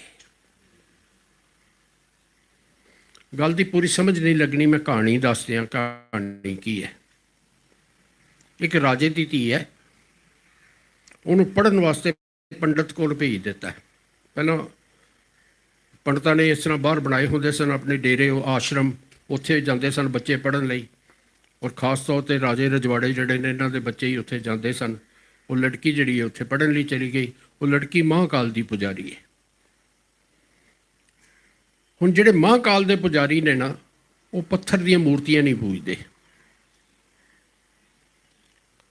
ਉਹ ਬ੍ਰਾਹਮਣ ਜਿਹੜਾ ਉਹ ਮੂਰਤੀ ਪੂਜਕ ਹੈ। ਉਹ ਬ੍ਰਾਹਮਣ ਨੂੰ ਜ਼ੋਰ ਪਾਉਂਦੀ ਹੈ ਕਿ ਤੂੰ ਇਹ ਮੂਰਤੀਆਂ ਪੂਜਣੀਆਂ ਛੱਡ ਦੇ ਤੇ ਤੂੰ ਮਹਾਂਕਾਲ ਦਾ ਪੁਜਾਰੀ ਬਣ ਜਾ। ਉਹ ਕਹਿੰਦਾ ਵੀ ਮੈਂ ਆਪਣੇ ਧਰਮ ਦਾ ਪੱਕਾ, ਮੈਂ ਨਹੀਂ ਬਦਲਣਾ, ਮੈਂ ਨਹੀਂ ਬਣਨਾ। ਜਿਸ ਵੇਲੇ ਵੇਖਦੀ ਵੀ ਕਿਸੇ ਤਰ੍ਹਾਂ ਵੀ ਬਣ ਨਹੀਂ ਰਿਹਾ, ਤੇ ਇੱਕ ਛਲ ਕਰਦੀ ਹੈ। ਇਹ ਛਲ ਸੋ ਮਿਸ਼ਰੇ ਛਲਾ, ਮਿਸ਼ਰ ਕਹਿੰਦੇ ਨੇ ਬ੍ਰਾਹਮਣ ਨੂੰ। ਇਸ ਛਲ ਨਾਲ ਬ੍ਰਾਹਮਣ ਨੂੰ ਛਲ ਲਿਆ। ਕੀ ਛਲ ਕੀਤਾ? ਉਹਨੂੰ ਕਿਹਾ ਵੀ ਜੇ ਤੂੰ ਮਹਾਂਕਾਲ ਦਾ ਸਿੱਖ ਨਾ ਬਣਿਆ, ਜੇ ਤੂੰ ਮੂਰਤੀਆਂ ਪੂਜਣੀਆਂ ਨਾ ਛੱਡੀਆਂ, ਤੇ ਮੈਂ ਆਪਣੇ ਪਿਤਾ ਨੂੰ ਕਹਿ ਦੇਣਾ ਕਿ ਤੂੰ ਮੇਰੀ ਇੱਜ਼ਤ ਨੂੰ ਹੱਥ ਪਾਇਆ। ਬ੍ਰਾਹਮਣ ਡਰ ਗਿਆ ਤੇ ਰਾਜੇ ਦੀ ਧੀ ਹੈ। ਜੇ ਇਹਨੇ ਕਹਿਤਾ ਆਪਣੇ ਪਿਤਾ ਨੂੰ ਮੇਰੀ ਇੱਜ਼ਤ ਨੂੰ ਹੱਥ ਪਾਇਆ ਤੇ ਮੇਰੀ ਮੌਤ ਯਕੀਨੀ ਹੈ, ਉਹ ਵਿਚਾਰਾ ਡਰ ਗਿਆ। ਇਹ ਛਲ ਸੋ ਮਿਸ਼ਰੇ ਛਲਾ, ਇਸ ਛਲ ਨਾਲ ਉਸ ਬ੍ਰਾਹਮਣ ਨੂੰ ਛਲ ਲਿਆ ਤੇ ਉਹ ਪੱਥਰ ਜਿਹੜੇ ਇਹਨੂੰ ਨਦੀ ਦੇ ਵਿੱਚ ਰੋੜ ਦਿੱਤੇ। ਪੱਥਰ ਦੇ ਜਿਹੜੀਆਂ ਮੂਰਤੀਆਂ ਸੀ, ਪਾਹਨ ਦਏ ਬਹਾਏ। ਫਿਰ ਉਹਨੂੰ ਮਹਾਂਕਾਲ ਦਾ ਸਿੱਖ ਬਣਾ ਦਿੱਤਾ। ਮਹਾਂਕਾਲ ਕੋ ਸਿੱਖ ਕਰ ਮਦਰਾ ਭਾਂਗ ਪਿਆਏ। ਉਹਨੂੰ ਸ਼ਰਾਬ ਤੇ ਭੰਗ ਪਿਆ ਕੇ ਮਹਾਂਕਾਲ ਦਾ ਸਿੱਖ ਬਣਾ ਦਿੱਤਾ। ਤੁਹਾਨੂੰ ਪਾਹੁਲ ਛਕਾਈ ਜਾ ਰਹੀ ਹੈ। ਮਹਾਂਕਾਲ ਦਾ ਸਿੱਖ ਬਣਨ ਦੇ ਵਾਸਤੇ ਸ਼ਰਾਬ ਤੇ ਭੰਗ ਪੀਣੀ ਪੈਂਦੀ ਹੈ। ਜਿਹਨੂੰ ਸ਼ੌਕ ਹੋਵੇ ਉਹ ਬਣ ਸਕਦਾ, ਫਿਰ ਉਹਦਾ ਸ਼ੌਕ ਵੀ ਪੂਰਾ ਹੋਈ ਜਾਏਗਾ ਨਾ ਜੀ। ਗੁਰੂ ਦਾ ਸਿੱਖ ਬਣਨ ਲਈ ਨਹੀਂ, ਗੁਰੂ ਦਾ ਸਿੱਖ ਬਣਨ ਵਾਸਤੇ ਤਾਂ ਇਹਨਾਂ ਨੂੰ ਤਿਆਗਣਾ ਪਏਗਾ।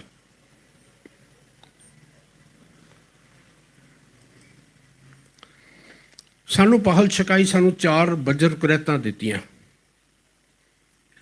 ਕੇਸਾਂ ਦੀ ਬੇਅਦਬੀ ਨਹੀਂ ਕਰਨੀ, ਪਰ ਪੁਰਸ਼ ਪਰ ਇਸਤਰੀ ਦਾ ਸੰਗ ਨਹੀਂ ਕਰਨਾ, ਨਸ਼ੇ ਨਹੀਂ ਕਰਨੇ,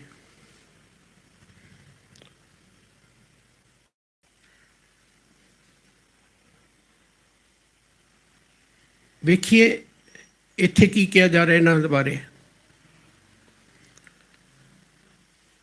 ਮੇਰੇ ਸਤਿਗੁਰੂ ਪੰਜਵੇਂ ਪਾਤਸ਼ਾਹ ਨੇ ਬਖਸ਼ਿਸ਼ ਕੀਤੀ ਹੈ, ਨਾ ਪਾਕ ਪਾਕਰ ਹਦੂਰ ਹਦੀਸਾ, ਸਾਬਤ ਸੂਰਤ ਦਸਤਾਰ ਸਿਰਾ। ਹੁਣ ਕਈ ਕਹਿਣਗੇ ਕਿ ਇਹ ਤੇ ਮੁਸਲਮਾਨ ਵੀਰਾਂ ਨੂੰ ਕਿਹਾ। ਜਿਹੜੀ ਗੱਲ ਗੁਰੂ ਗ੍ਰੰਥ ਸਾਹਿਬ 'ਚ ਲਿਖੀ ਮੁਸਲਮਾਨ ਨੂੰ ਸਮਝਾਉਣ ਲਈ ਕਿ ਸਿੱਖ ਨੂੰ ਤਾਂ ਐਗਜ਼ੈਂਪਟ ਕੀਤਾ, ਇਹ ਸਿਰਫ ਮੁਸਲਮਾਨ ਵਾਸਤੇ ਤੂੰ ਨਹੀਂ ਕਰਨਾ। ਸਤਿਗੁਰੂ ਤੇ ਕਹਿ ਰਹੇ ਨੇ ਆਪਣੇ ਮਨ ਨੂੰ ਪਵਿੱਤਰ ਕਰ।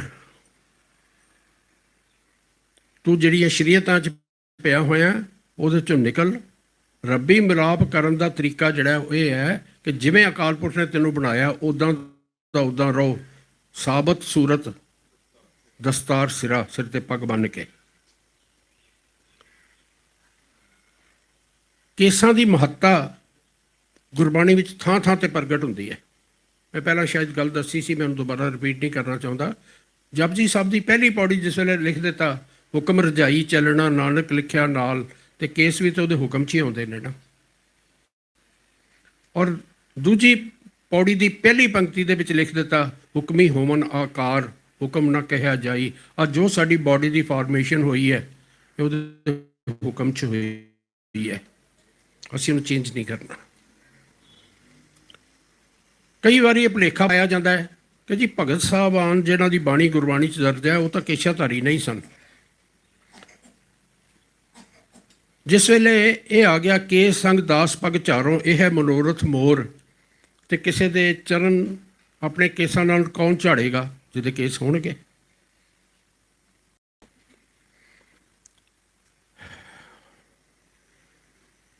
ये क्षमा करना,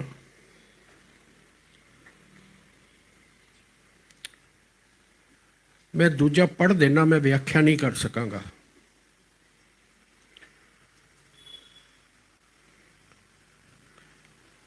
ना मेरी जबान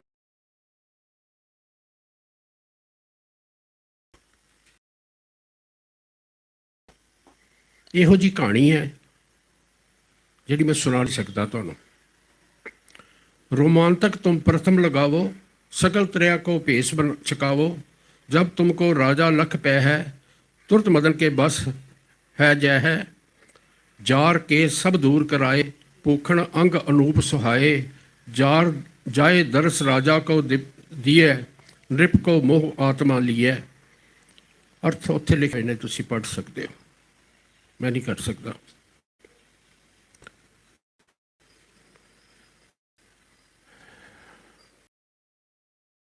दूजा तो मैनूं पढ़न च भी मुश्किल है जी, तुसीं आप पढ़ सकते।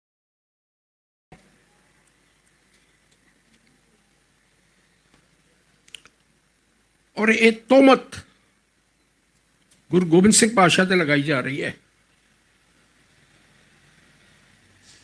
कि गुरु गोबिंद सिंह पातशाह ने लिखा है।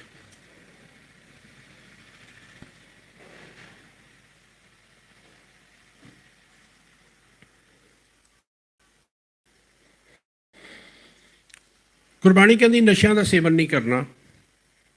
सतगुरु ने बड़े स्पष्ट लफ्ज़ों से गुरबाणी लिख दिता, जित पीता मत दूर होए, बरल पवै बिच आए। अपना पराया ना पछाणी, खसमों धक्के खाए। जित पीता खसम विसरै, दरगह मिलै सजाए। झूठा मद मूल ना पीचे, जे का पार वसाए। जिदे पीन नाल मत मारी जाए, उल्टा सीधा बोलन लग पाओ। और तुसीं अक्सर वेख्या होना है, चंगा भला बंदा हुंदा शराब पी लवे, नशा कर ले, तो उन्होंने आप नहीं पता होंदा की बोलना है। इन्हें नहीं समझ आती माँ प्यो के सामने की बोलना है, भैन भरा के सामने की बोलना है। बरल पवै विच आए, ना अपने की पछाण रहिंदी ना पराए की पछाण रहिंदी। अपना पराया ना पछाणे, ही खसमों धक्के खाए। सतगुर कहते हैं, जित पीता खसम विसरै, जिते पीन नाल मालक ही भुल जाए तैनूं। दरगह मिले सजाए, सजादा भागी बन जाए।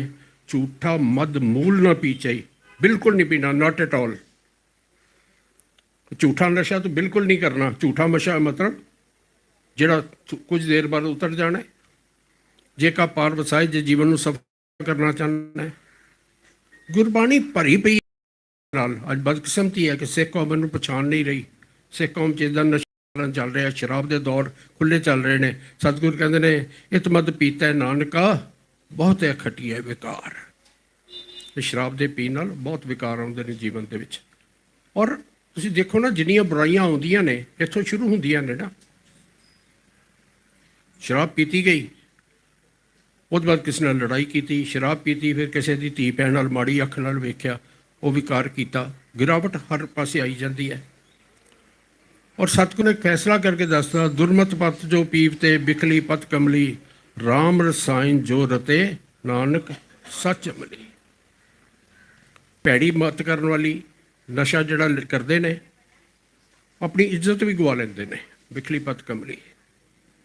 लेकिन जिहड़े उस अकाल पुरख के नाम के रंग में रंगे हुए ने, उहदे नाम का नशा करते हैं, वो सच अमली, वो सच्चे अमली ने।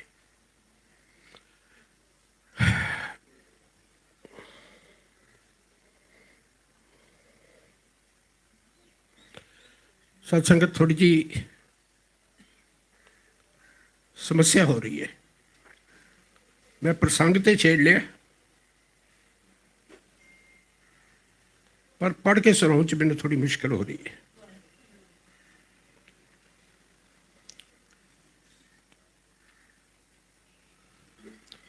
ਤੁਸੀਂ ਮੇਰੀਆਂ ਧੀਆਂ ਵਰਗੀਆਂ ਮੇਰੇ ਸਾਹਮਣੇ ਬੈਠੀਆਂ ਜੇ,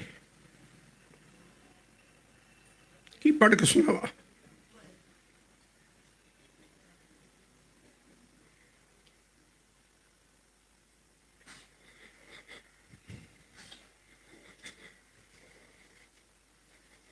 ਆ ਪੜ੍ਹ ਲਓ।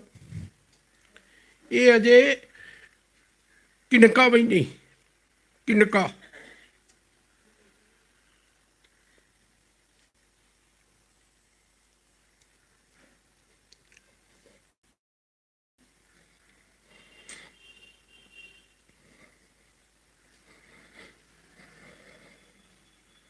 ਇੱਥੇ ਗੱਲ ਸਿਰਫ ਨਸ਼ਿਆਂ ਦੀ ਨਹੀਂ ਹੋ ਰਹੀ।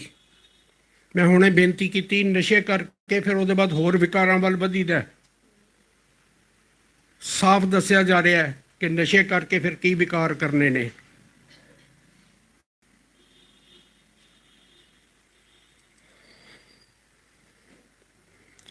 ਮੇਰੇ ਸਤਿਗੁਰੂ ਨੇ ਤੇ ਸਾਨੂੰ ਕਿਸੇ ਪਰਾਈ ਧੀ ਭੈਣ ਵੱਲ ਭੈੜੀ ਅੱਖ ਨਾਲ ਵੇਖਣ ਤੋਂ ਵੀ ਮਨਾ ਕਰਤਾ, ਵਿਕਾਰੀ ਅੱਖ ਨਾਲ ਵੇਖਣ ਤੋਂ ਵੀ ਮਨਾ ਕਰਤਾ।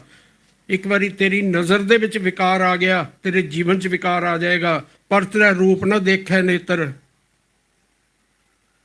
ਭਰਾਈ ਧੀ ਭੈਣ ਵੱਲ ਵਿਕਾਰੀ ਅੱਖਾਂ ਨਾਲ ਨਾ ਵੇਖੀ, ਵਿਕਾਰ ਸ਼ੁਰੂ ਹੋ ਜਾਏਗਾ ਤੇਰੇ ਜੀਵਨ 'ਚ।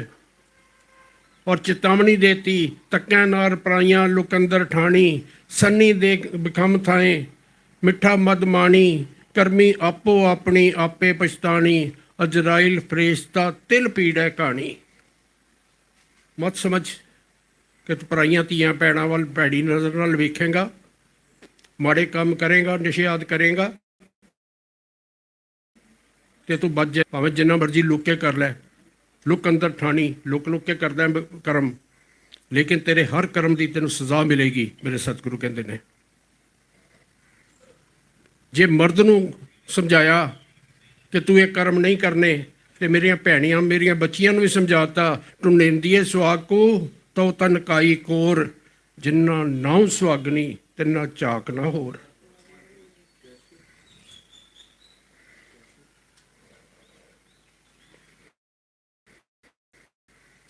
ਸਮੱਸਿਆ ਫਿਰ ਉਹੀ ਹੈ। ਚਲੋ ਇਹ ਮੈਂ ਪੜ੍ਹ ਕੇ ਸੁਣਾ ਸਕਣਾ। ਕਾਮਾ ਤਰ ਹੋ ਜੋ ਤਰਨ ਆਵਤ ਪੀ ਕੇ ਪਾਸ, ਮਹਾ ਨਰਕ ਸੋ ਡਾਰੀਐ ਦੇ ਜੋ ਜਾਨ ਨਿਰਾਸ, ਤਨ ਅਨੰਗ ਜਾ ਕੇ ਜਗੈ ਤਾਹੇ ਨ ਦੇ ਰਤ ਦਾਨ, ਤਮ ਪੁਰ ਕੋ ਡਾਰੀਐ ਜਹਾਂ ਨਰਕ ਕੀ ਖਾਨ। ਜੇ ਕੋਈ ਕਾਮਵਸ ਹੋ ਕੇ ਇਸਤਰੀ ਆ ਜਾਏ ਤੇ ਜੇ ਉਹਨੂੰ ਕਾਮ ਤੌਰ ਤੇ ਸੈਟਿਸਫਾਈ ਨਾ ਕੀਤਾ ਜਾਏ ਤੇ ਫਿਰ ਉਹ ਬੰਦਾ ਜਿਹੜਾ ਉਹਨੂੰ ਮਹਾਂ ਨਰਕ ਵਿੱਚ ਪਾਇਆ ਜਾਏਗਾ। ਇਹ ਫੈਸਲਾ ਜੇ ਬਚਿੱਤਰ ਨਾਟਕ ਗ੍ਰੰਥ ਦਾ। ਜਿਹਦੇ ਮਨ ਦੇ ਵਿੱਚ, ਔਰਤ ਦੇ ਮਨ 'ਚ ਚਾਹ ਪੈਦਾ ਹੋ ਜਾਏ ਤੇ ਬੰਦਾ ਉਹਨੂੰ ਨਾ ਕੋਪਰੇਟ ਕਰੇ, ਤਵਣਪੁਰ ਕੋ ਡਾਰੀਐ ਜਹਾਂ ਨਰਕ ਕੀ ਖਾਨ, ਉੱਥੇ ਨਰਕ ਦੀ ਖਾਨ ਵਿੱਚ ਸੁੱਟਿਆ ਜਾਏਗਾ। ਇਹ ਗੁਰਮਤ ਵੇਖ ਲਓ ਤੇ ਇਹ ਵੇਖ ਲਓ। ਔਰਤ ਦਾ ਕਰੈਕਟਰ ਪਤਾ ਕੀ ਦਿਖਾਇਆ? ਬਹੁ ਪੁਰਖਣ ਸੋ ਬਾਲ ਸਦਾ ਰਤ ਮਨਾਈ, ਕਾਹੂ ਕੀ ਨ ਲਾਜ ਮੈਂ ਆਨਾਈ, ਸੈयद ਸ਼ੇਖ ਪਠਾਨ ਮੁਗਲ ਬਹੁ ਆਵਈ, ਹੋ ਤਾਸੋ ਭੋਗ ਕਮਾਏ ਬਹੁਰ ਕਰ ਜਾਵਈ। ਕੀ ਵਿਆਖਿਆ ਕਰਾਂਗਾ, ਕੀ ਸੁਣਾਵਾਂ?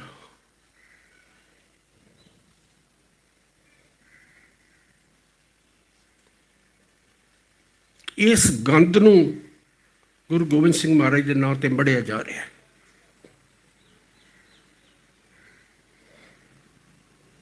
ਇੱਕ ਬੜਾ ਕਿਹਾ ਜਾਂਦਾ ਹੈ ਜੀ, ਸਤਿਗੁਰੂ ਸਾਨੂੰ ਇਹ ਸਮਝਾਉਣਾ ਚਾਹੁੰਦੇ ਨੇ ਇਹ ਕਰਮ ਨਹੀਂ ਕਰਨੇ।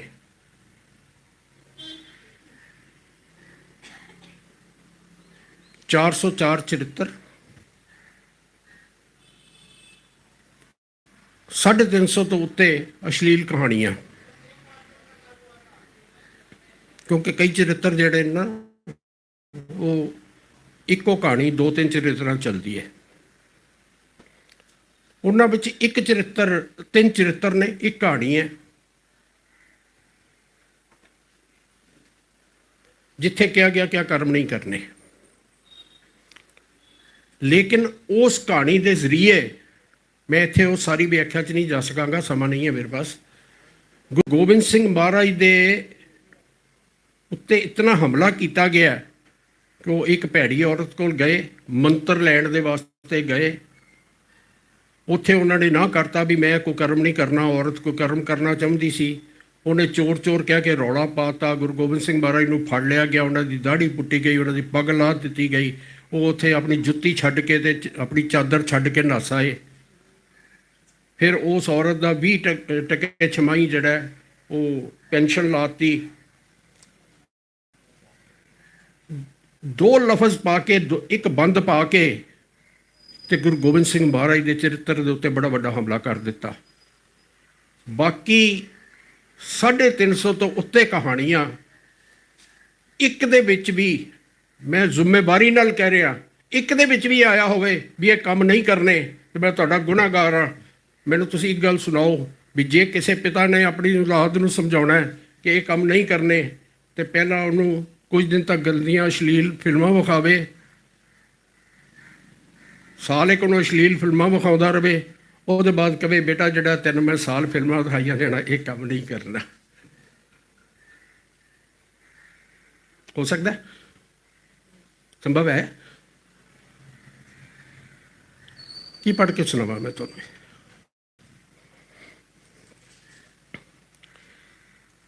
फिर एक बड़ी कमाल की गल है कि सारी गुरबाणी दे विच 35 शख्सियतां दी बाणी है, एक दी नहीं। 35 शख्सियतां दी बाणी होने के बावजूद किते भी आपा विरोधी विचार नहीं, एक रस है बाणी। भावें साहिबान की उच्चारण की हुई है, भावें गुरु साहिबान की है, भावें पट साहिबान की है, एक रस है बाणी। किते सिद्धांतक कंट्रोवर्सी नहीं, विचारधारक मतभेद नहीं। हुण इहनूं बचित्र नाटक ग्रंथ नूं कहा जाता कि इक्को शख्सियत की बाणी रचना है गुरु गोबिंद सिंह महाराज की, पर इहदे विच थां थां ते आपा विरोधी विचार मिलते हैं। मैं कुछ एक प्रमाण आप जी नाल साझे करांगा, बहुत थोड़े जिहे, ये तो भरिया पिया आपा विरोधी विचारां नाल। सब तो पहला सृष्टि किवें साजी, जिहड़े तरीके दसे जा रहे हैं बचित्र नाटक, गुरु पातशाह की कहते हैं किवें साजो, आपां विचार चुके हैं। ये 20 गल्लां विचारियां सी, पर किन्ने तरीके दसे गए ने सृष्टि साजन दे, आपस किवें मतभेद ने, वो दसना चाहुंदा। पहला सब तो प्रथम काल जब करा पसारा, ओंकार तेरे सृष्ट उपारा। जदों सब तो पहला काल ने पसारा किया, अकाल पुरख ने नहीं, काल ने पसारा किया, ओंकार तो उन्हें सारी सृष्टि बनाई। बड़ा जापेगा कि बड़ी गुरमत के नेड़े तेड़े जी गल है, हालांकि अकाल पुरख की गल नहीं हो रही, काल की गल हो रही है।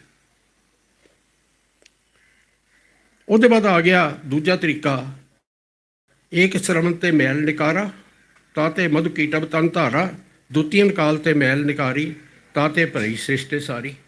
कल विचार चुके आप, एक चो मैल कढ़ी, वो चो 2 दैंत बन गए, तो एक चो मैल कढ़ी तो सारी सृष्टि बन गई। हुण जो दैंत पैदा किए उन्हां नाल जंग कीता, पहला तो पैदा किए, फिर उन्हां नाल जंग कीता। तिनको काल बहुर बद करा, उन्होंने बड़ी बुरी तरह मारिया कुटिया। तिनको मेद समुद्र में परा, उन्हों का मेधा निकल के जिहड़ा समुद्र च गिरिया। चिकन तास तल पर तिस रही, उन्हों की मेद जिहड़ी है वो समुद्र के उत्ते तरदी पई है। मेधा नाम तहे ते करी, आ धरती वो है जिहड़ी वो मेद उन्हें सुट्टी सी। मैनूं एक गल दस देना भी उस वेले धरती तो बनी नहीं सी, ते समुद्र कित्थे सी जिहदे उत्ते मेद आके डिग्गी, ते वो मेद तरदी पई है, तां करके उहदा नाम मेधा पै गया। आ तीजा तरीका है सृष्टि किवें साजी, इक्को अकाल पुरख या मां काल कह लो।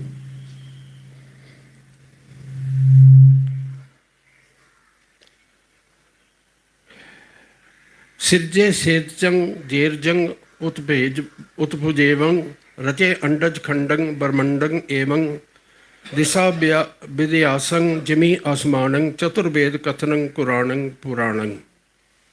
पहला उन्हें सेतज बनाया, 4 खानियां क्या जांदियां ने। इत्थे एक गल होर मैं स्पष्ट कर दिया ਜੋ ਪ੍ਰਚਲਿਤ ਸੀ ਕਿ 4 ਖਾਣੀਆਂ ਨੇ, ਸਤਿਗੁਰੂ ਨੇ ਬਹੁਤ ਜਗ੍ਹਾ ਤੇ ਉਹਨੂੰ ਵਰਤਿਆ, ਲੇਕਿਨ ਆਪਣਾ ਇੱਕ ਫੈਸਲਾ ਦੇ ਦਿੱਤਾ ਹੈ ਕਿ ਉਹ ਅਕਾਲ ਪੁਰਖ ਇਹਨਾਂ 4 ਖਾਣੀਆਂ ਦੇ ਬੰਧਨ 'ਚ ਨਹੀਂ ਹੈ।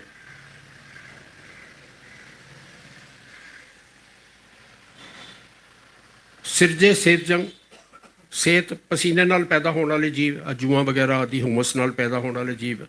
ਜੀਰ ਜੰਗ, ਵੀਰੇ ਨਾਲ ਪੈਦਾ ਹੋਣ ਵਾਲੇ ਜੀਵ। ਉਤਪਜੇਵੰਗ, ਜਿਹੜੇ ਧਰਤੀ 'ਚੋਂ ਪੈਦਾ ਹੋਣ ਵਾਲੇ ਜੀਵ। ਪਹਿਲਾਂ ਇਹ ਪੈਦਾ ਕੀਤੇ, ਉਹਦੇ ਬਾਅਦ ਰਚੇ ਅੰਡਜ ਖੰਡੰਗ ਬ੍ਰਹਮੰਡੰਗ ਏਵੰਗ, ਉਹਦੇ ਬਾਅਦ ਅੰਡਾ ਵਾਲੀ ਜਿਹੜੀ ਜੂਨ ਹੈ, ਜਿਹੜੀ ਅੰਡਿਆਂ ਤੋਂ ਪੈਦਾ ਹੁੰਦੀ ਹੈ, ਉਹਦੇ ਨਾਲ ਖੰਡ ਤੇ ਬ੍ਰਹਮੰਡ ਬਣਾਏ।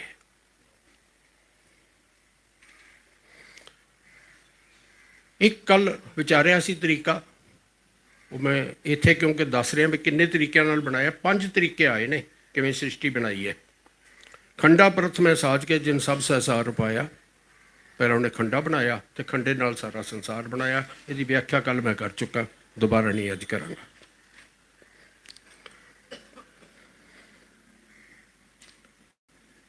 ਇਹ ਪ੍ਰਮਾਣ ਆ ਚੁੱਕੇ ਨੇ ਜਿਹੜੇ ਮੈਂ ਤੁਹਾਡੇ ਨਾਲ ਸਾਂਝੇ ਕਰਨ ਲੱਗਾ, ਲੇਕਿਨ ਉੱਥੇ ਸਾਨੂੰ ਇਹ ਧਿਆਨ ਨਹੀਂ ਆਇਆ ਹੋਏਗਾ ਵੀ ਉੱਥੇ ਕੀ ਕਿਹਾ ਗਿਆ ਤੇ ਇੱਥੇ ਕੀ ਕਿਹਾ ਜਾ ਰਿਹਾ।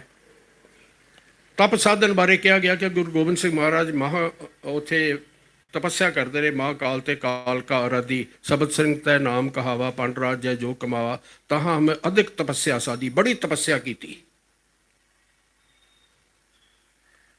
ਕਿਹਦੀ ਤਪੱਸਿਆ ਕੀਤੀ? ਮਹਾਕਾਲ, ਕਾਲ ਕਾ ਆਰਾਧੀ, ਮਹਾਕਾਲ ਦੇਵ ਦੀ, ਕਾਲਕਾ ਦੇਵੀ ਦੀ ਆਰਾਧਨਾ ਕੀਤੀ। ਹੁਣ ਹੀ ਪ੍ਰਮਾਣ ਆਇਆ ਸੀ। ਹੁਣ ਉਹੀ ਲੇਖਕ ਕਹਿ ਰਿਹਾ, ਛਤਰੀ ਕੋ ਪੂਤ ਹੋ ਬਾਹਮਣ ਕੋ ਨੈ, ਕਹਿਤਾ ਪਾਵਤ ਹੈ ਜੋ ਕਰੋ, ਔਰ ਜੰਜਾਰ ਜਿਤੈ ਗ੍ਰਹਿ ਕੋ ਤੋਹਿ ਤਿਆਗ ਕਹਾਂ ਚਿੱਤਾ ਮੈਂ ਧਰੋ। ਮੈਨੂੰ ਤਾਂ ਛਤਰੀ ਦਾ ਪੁੱਤਰ, ਮੈਨੂੰ ਤਪ ਕਰਨਾ ਆਉਂਦਾ ਹੀ ਨਹੀਂ। ਜਿਹੜਾ ਇੱਕ ਪਾਸੇ ਕਹਿ ਰਿਹਾ ਕਿ ਮੈਂ ਅਧਿਕ ਤਪੱਸਿਆ ਸਾਧੀ, ਬੜਾ ਸਮਾਂ ਤਪੱਸਿਆ ਕੀਤੀ, ਉਹ ਕਹਿੰਦਾ ਮੈਨੂੰ ਤਪੱਸਿਆ ਕਰਨੀ ਆਉਂਦੀ ਨਹੀਂ।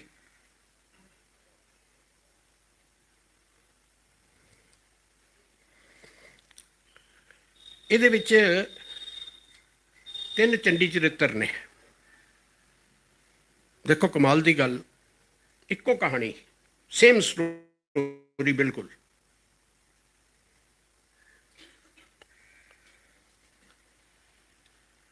ਉਹਨੂੰ 3 ਵਾਰੀ ਲਿਖਿਆ ਗਿਆ। ਪਹਿਲਾਂ ਚੰਡੀ ਚਰਿੱਤਰ ਉਕਤ ਵਿਲਾਸ, ਉਹਦੇ 233 ਬੰਦ ਨੇ। ਉਹਦੇ ਬਾਅਦ ਚੰਡੀ ਚਰਿੱਤਰ 2 ਅਸੀਂ ਕਹਿ ਦਿੰਦੇ ਹਾਂ ਉਹਨੂੰ, ਉੱਥੇ ਕਿਉਂਕਿ ਉੱਥੇ ਸਿਰਲੇਖ ਕੋਈ ਨਹੀਂ ਲਿਖਿਆ, ਤਤਕਰੇ 'ਚ ਵੀ ਉਹਦਾ ਨਾਂ ਨਹੀਂ ਲਿਖਿਆ, ਪਰ ਪੂਰੀ ਰਚਨਾ ਹੈ। ਹੁਣ ਅਸੀਂ ਚੰਡੀ ਚਰਿੱਤਰ 2 ਕਹਿ ਦਿੰਦੇ ਹਾਂ। ਉਹਦੇ 262 ਬੰਦ ਨੇ।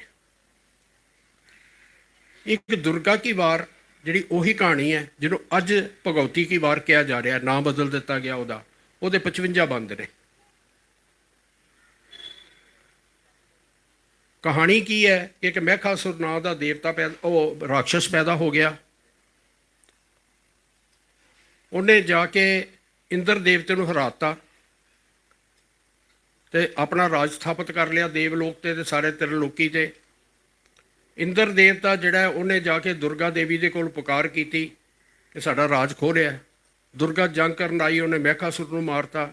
ਮਹਿਖਾਸੁਰ ਮਰ ਗਿਆ ਤੇ ਉਹਦੇ ਬਾਅਦ ਸ਼ੁੰਭ ਤੇ ਨਿਸ਼ੁੰਭ 2 ਭਰਾ ਹੋਰ ਦੈਂਤ ਆ ਗਏ। ਉਹ ਆਪਣੀ ਫੌਜ ਲੈ ਕੇ ਆ ਗਏ। ਉਹਨਾਂ ਨੇ ਫਿਰ ਇੰਦਰ ਦੇਵਤੇ ਨੂੰ ਹਰਾਤਾ। ਇੰਦਰ ਦੇਵਤਾ ਹਾਰ ਕੇ ਫਿਰ ਦੇਵੀ ਦੁਰਗਾ ਦੇ ਕੋਲ ਚਲਾ ਗਿਆ ਵੀ ਮੈਨੂੰ ਫਿਰ ਹਰਾਤਾ, ਹੁਣ ਮੇਰਾ ਰਾਜ ਫਿਰ ਖੋਹ ਲਿਆ। ਦੁਰਗਾ ਦੇਵੀ ਫਿਰ ਆ ਗਈ। ਜਿਹੜੇ ਸ਼ੁੰਭ ਤੇ ਨਿਸ਼ੁੰਭ ਸਾਨੂੰ ਆਪ ਆਉਣ ਦੀ ਬਜਾਏ ਉਹਨਾਂ ਨੇ ਧੁਮਰ ਲੋਚਨ ਨਾਂ ਦਾ ਆਪਣਾ ਇੱਕ ਸਿਪਾਹ ਸਲਾਰ ਜਿਹੜਾ ਉਹ ਵੀ ਦੈਂਤ ਬੜਾ ਵੱਡਾ ਕੀਤਾ ਜੰਗ ਲਈ, ਉਹਨਾਂ ਨੇ ਉਹਨੂੰ ਮਾਰਤਾ। ਉਹਦੇ ਬਾਅਦ ਉਹਨਾਂ ਨੇ ਚੰਡ ਤੇ ਮੁੰਡ 2 ਰਾਖਸ਼ ਹੋਰ ਭੇਜਤੇ। ਉਹਨੇ ਦੇਵੀ ਨੇ ਉਹਨਾਂ ਨੂੰ ਵੀ ਮਾਰਤਾ। ਉਹਦੇ ਬਾਅਦ ਉਹਨੇ ਰਕਤ ਬੀਜ ਨਾਂ ਦਾ ਆਪਣਾ ਇੱਕ ਭੇਜ ਦਿੱਤਾ। ਦੇਵੀ ਨੇ ਉਹਨੂੰ ਵੀ ਮਾਰਤਾ। ਉਹਦੇ ਬਾਅਦ ਉਹਨੇ ਆਪਣੇ ਭਰਾ ਨਿਸ਼ੁੰਭ ਨੂੰ ਭੇਜ ਦਿੱਤਾ। ਉਹ ਨਿਸ਼ੁੰਭ ਨੂੰ ਵੀ ਮਾਰਤਾ। ਉਹਦੇ ਬਾਅਦ ਉਹਦੇ ਆਪ ਆ ਗਿਆ ਮੈਦਾਨ 'ਚ ਸ਼ੁੰਭ, ਉਹ ਵੀ ਮਾਰਿਆ ਗਿਆ। ਤਿੰਨਾਂ ਦੇ ਵਿੱਚ ਇਹੀ ਇੱਕ ਕਹਾਣੀ ਹੈ, ਇੱਕੋ ਕਹਾਣੀ। ਇਹ ਤਾਂ ਇਕੱਠੀ ਹੈ। ਮਜ਼ੇਦਾਰ ਗੱਲ ਹੈ ਕਿ ਇਹ ਕਹਾਣੀ 4 ਵਾਰੀ ਹੈ। जिथे त्रिया चित्तर शुरू होंदा है ना, उत्थे भी सब तो पहला देवी दुर्गा की पूजा की गई है, इस कहानी के नाल की गई है। सो ये कहानी 4 वारी है। पहला तो इक्को कहानी 3 वारी लिखण की लोड़ क्यों पई? मान लो कोई बंदा एक रचना तैयार करे, उन्होंने लगे कि पूर्ण नहीं है, वो सोध कर सकता है, वो वाधा कर सकता है, लेकिन फिर वो छापेगा किहड़ी जिहड़ी उसदी लेटेस्ट है। मैं कहना वो 2 वारी नहीं 4 वारी 10 वारी वाधा कर सकता है, लेकिन छापेगा वो जिहड़ी लेटेस्ट है। फिर सब तो वड्डी गल, कुछ मुख घटनावां ने जिन्हां दे विच कदी तब्दीली नहीं होएगी जे इक्को लिखण वाला बंदा है। जे लिखण वाला इक्को बंदा है तो मुख घटनावां च कदी तब्दीली नहीं होएगी। हुण इत्थे मैं तुहानूं दस्सिया भी पहलां महखासुर नूं मारता देवी ने। महखासुर नूं किवें मारिया? वार दुर्गा दी विच लिखिया है कि देवी ने म्यान चों तलवार कढ लई, महखासुर दे सिर ते मारी, ਉਹਦਾ सिर चकनाचूर हो गया, ਉਹਦੇ ਧੜ ਨੂੰ चीर के ਤੇ ਘੋੜੇ ਦੀ ਕਾਠੀ ਨੂੰ चीर के, फिर घोड़े ਨੂੰ चीर के ਧਰਤੀ ਦੇ ਵਿੱਚ ਵੱਜੀ, ਧਰਤੀ ਨੂੰ चीर के ਧਰਤੀ ਦੇ ਥੱਲੇ ਬੌਲਦ ਖੜਾ ਸੀ, ਉਹਦੇ ਸਿੰਘਾਂ 'ਚ ਜਾ ਕੇ ਵੱਜੀ, फिर बॉल के ਸਿੰਘਾਂ 'ਚ ਵੱਜ ਕੇ ਉਹਦੇ ਥੱਲੇ ਕੱਛੂ ਕੁਮਾ ਸੀ, ਉਹਦੇ सिर ਨੂੰ ਜਾ ਕੇ ਵੱਜੀ। ਇਹ ਤਰੀਕਾ ਹੈ ਕਿਵੇਂ ਦੁਰਗਾ ਦੇਵੀ ਨੇ ਮਾਰਿਆ वार दुर्गा की दे विच।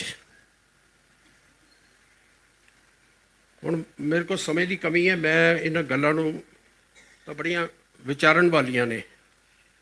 वो तलवार जिहड़ी धरती नूं चीर के थल्ले बौलद दे ਸਿੰਘਾਂ 'ਚ जाके वजी, वो तलवार चलाई किदां होनी है? घुमाउण लई भी तां उहनूं कोई जगह चाहीदी है। वो तो एडी वड्डी है कि धरती दे विच जाके बौलद दे ਸਿੰਘਾਂ नूं जाके वज गई है। ਜਿਹੜੇ ਬੌਲਦ ਬਾਰੇ ਮੇਰੇ ਸਤਿਗੁਰੂ ਬਾਣੀ 'ਚ ਕਹਿੰਦੇ ਧੌਲ ਧਰਮ ਦਇਆ ਕਾ ਪੂਤ ਸੰਤੋਖ ਥਾਪ ਰੱਖਿਆ ਦਿਲ ਸੂਤ, ਜਿਹੜੇ ਸਿਸਟਮ ਨੂੰ ਹੀ ਰੱਦ ਕਰਦੀ ਹੈ ਬਾਣੀ, ਕਿਹੜੀ ਮਿਆਨ 'ਚ ਰੱਖੀ ਜਾਂਦੀ ਹੋਏਗੀ? ਇਹਨਾਂ ਗਪੌੜਾਂ ਨੂੰ ਅਸੀਂ ਗੁਰੂ ਗੋਬਿੰਦ ਸਿੰਘ ਮਹਾਰਾਜ ਦੇ ਨਾਲ ਜੋੜ ਰਹੇ ਹਾਂ। ਮੈਂ ਫਿਰ ਬੇਨਤੀ ਕਰਾਂ, ਮੈਨੂੰ ਕੋਈ ਇਤਰਾਜ਼ ਨਹੀਂ, ਮੈਨੂੰ ਸਿਰਫ ਇੰਨਾ ਇਤਰਾਜ਼ ਹੈ ਕਿ ਇਹਨਾਂ ਗੱਲਾਂ ਨੂੰ ਗੁਰੂ ਗੋਬਿੰਦ ਸਿੰਘ ਮਹਾਰਾਜ ਨਾਲ ਜੋੜਿਆ ਜਾ ਰਿਹਾ। ਹੁਣ ਇਹ ਤੇ ਇੱਕ ਤਰੀਕਾ ਸੀ।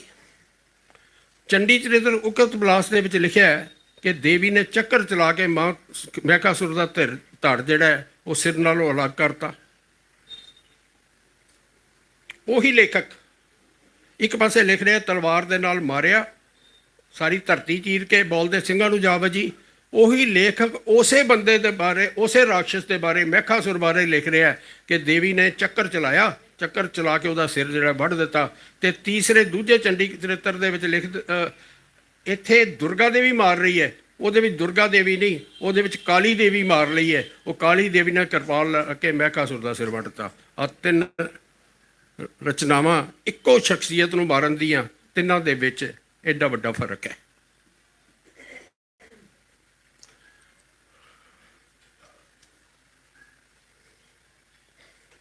होर तां होर उन्हां दोनों दे विच घट्टो घट्ट मारिया दुर्गा देवी ने सी, आ तीजे दे विच मारन वाला ही बदल गया। और पता काली देवी कौन है? जदों दुर्गा देवी कोलों अपना काम पूरा नहीं हुंदा तो मत्थे दे विचों पाड़ के काली देवी प्रगट हुंदी है, मत्थे दे विचों निकलदी है। फिर वो अपना काम कर करके दुर्गा देवी कहंदी भी तू वापस चली जा, फिर मत्थे विच वापस चली जाती है। कल सरकारी प्रोफैसर दर्शन सिंह ने तुहानूं दस्सिया सी, ये लहू पीण वाली देवी है।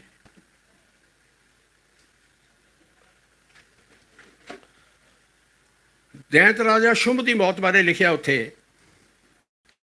वार दुर्गा के विच दुर्गा ने राजा शुंभ नूं बरछी मारी तो घोड़े की काठी तो डिग के मर गया। वार दे विच लिखिया कि दुर्गा देवी ने शुंभ नूं बरछी मारी, घोड़े की डाकी तो डिगा तो मर गया। ठीक है, ओके। चंडी चरित्र उकत बिलास विच लिया है कि वो बहुत उहदा खून वग गया, जख्मी हो गया, खून वग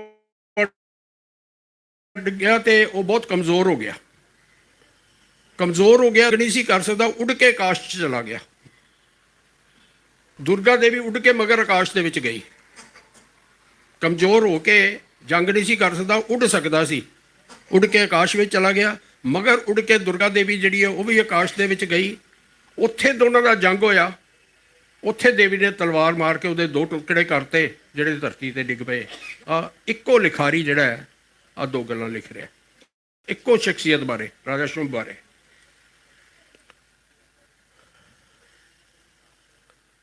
ਹੁਣ ਚੰਡੀ ਚਰਿਤ 2 ਦੇ ਵਿੱਚ ਤੇ ਪਹਿਲੇ ਹੱਥਾਂ ਦੇ ਵਿੱਚੋਂ 6 ਦੇ ਵਿੱਚ ਸ਼ਸਤਰ ਫੜੇ ਹੋਏ ਸਨ।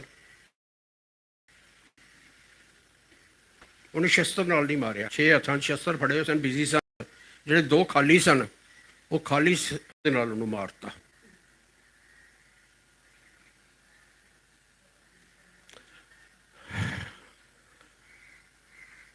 ਮੇਰੇ ਕਈ ਵੀਰ ਬੱਚੇ ਭੈਣਾਂ ਹੱਸ ਰਹੇ ਸਨ। ਇਹ ਐਸਾ ਗ੍ਰੰਥ ਹੈ ਜਿਹਨੂੰ ਪੜ੍ਹਦਿਆਂ ਹਾਸਾ ਵੀ ਆਉਂਦਾ ਤੇ ਰੋਣਾ ਵੀ ਆਉਂਦਾ ਹੈ। ਐਸੀਆਂ ਗੱਲਾਂ ਨੂੰ ਗੁਰੂ ਗੋਬਿੰਦ ਸਿੰਘ ਮਹਾਰਾਜ ਨਾਲ ਜੋੜਨ ਦੀ ਕੋਸ਼ਿਸ਼ ਕੀਤੀ ਗਈ ਹੈ ਜਿਨ੍ਹਾਂ ਦੇ ਬਾਰੇ ਅਸੀਂ ਸੋਚ ਨਹੀਂ ਸਕਦੇ। ਹੁਣ ਇੱਕ ਕਹਾਣੀ ਹੈ ਜਿਹੜੀ ਗੁਰੂ ਗੋਬਿੰਦ ਸਿੰਘ ਮਹਾਰਾਜ ਦੀ ਸ਼ਖਸੀਅਤ ਦੇ ਉੱਤੇ ਬੜਾ ਵੱਡਾ ਹਮਲਾ ਕੀਤਾ ਗਿਆ।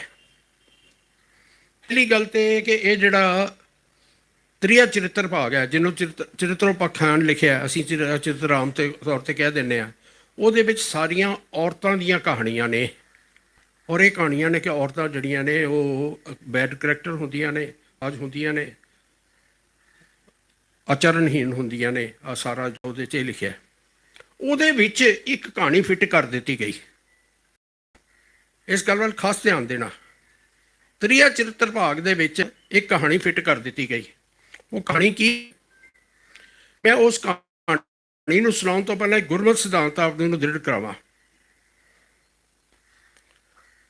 ਸਤਿਗੁਰੂ ਬਾਣੀ 'ਚ ਬਖਸ਼ਿਸ਼ ਕਰਦੇ ਨੇ, ਵਸਤ ਪਰਾਈ ਆਪਣੀ ਕਰ ਜਾਣਾ, ਹਉਮੈ ਵਿੱਚ ਦੁੱਖ ਘਾਲੇ।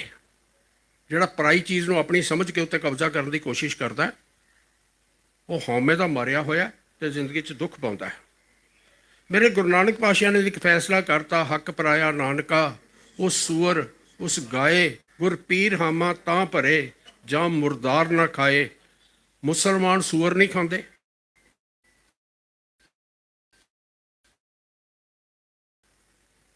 ਹਿੰਦੂ ਗਊ ਨਹੀਂ ਖਾਂਦੇ ਕਿਉਂਕਿ ਗਊ ਨੂੰ ਪੂਜਦੇ।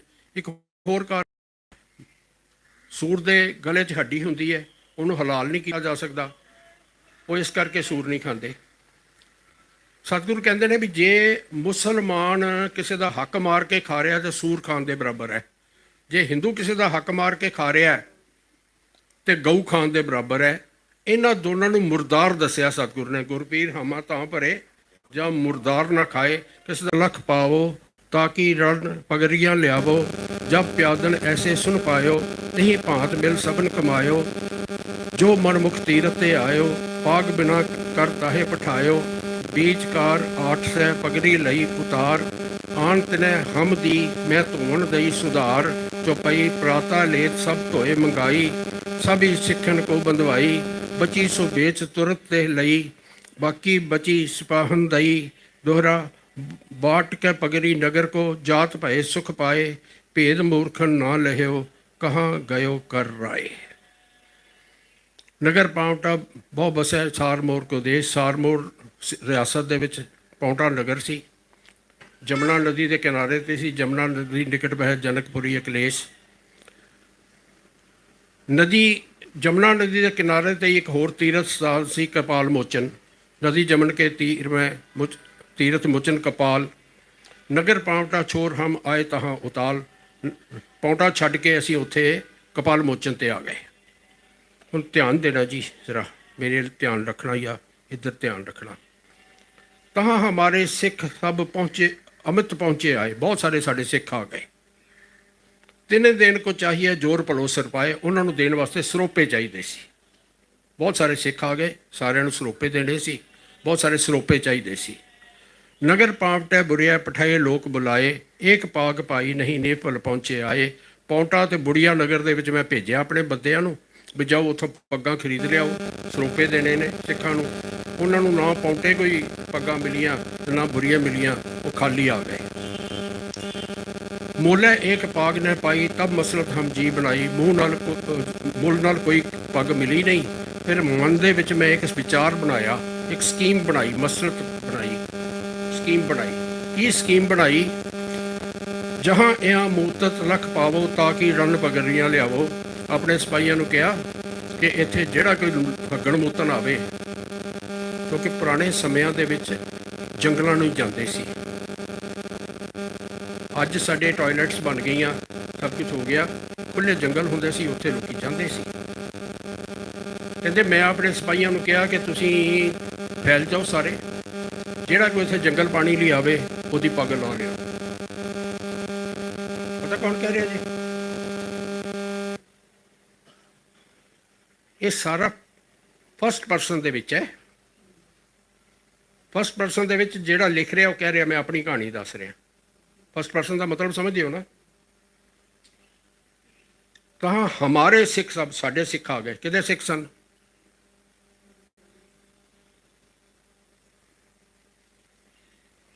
तब मसरत हम जी बनाई। मैं अपने मन च सोचा, कौन कह रहा और की कह रहा भी मैं सोचा कि मुल नाल पग मिली नहीं, जिहड़ा इत्थे अग्गण मूतन लई आवे उन्हां दी पग्गां ला लिओ।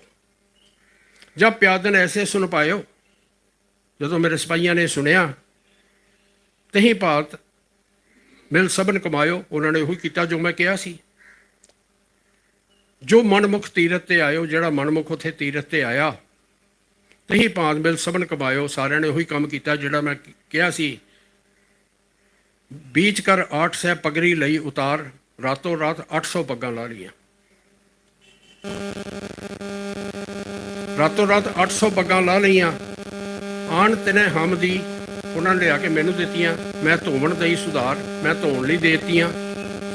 चौपाई प्राता लेत सब धोए मंगाई, सवेर नूं सारियां धोतियां होईयां मंगा लईयां। मंगा के सब ही सिखन को बंधवाई, सारियां सिखां नूं बंधातियां। जिहड़ियां लोकां दीयां पग्गां लाईयां सी चोरी दियां, वो धुआ के की अखां गुरु गोबिंद सिंह पातशाह ने कीता।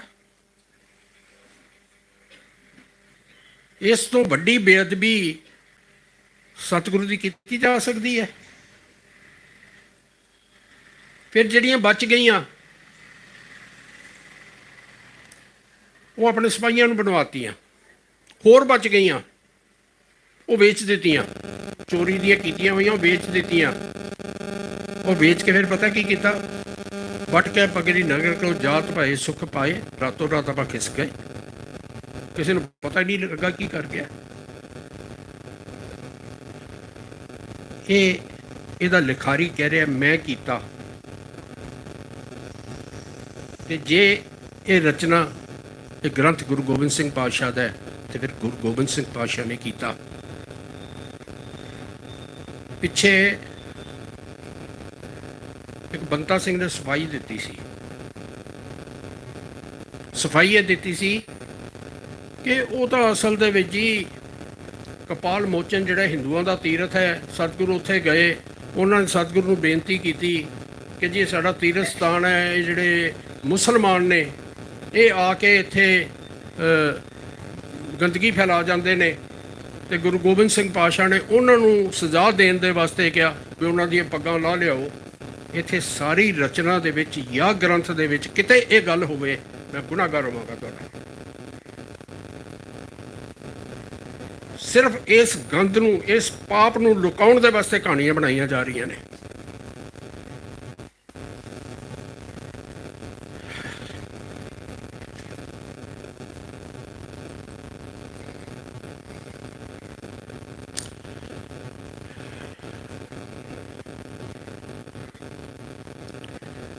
बेटा अगों जिहड़ा भाग है ना, असीं एक बड़ी मजबूरी दे विच लिखिआ है। वो मजबूरी की है कि श्री गुरु ग्रंथ साहब ते हमला किया जा रहा है।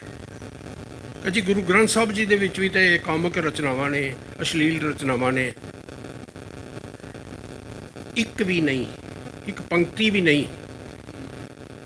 उत्थे जितनियां रचनावां ने वो अकाल पुरख नूं कंत मन के असी सारियां जीव इस्त्रियां भावें मर्दां ते भावें औरतां उहदे संबंध की कहानी है और पवित्र कहानियां ने, जीवन को सेध देने वाली कहानियां ने।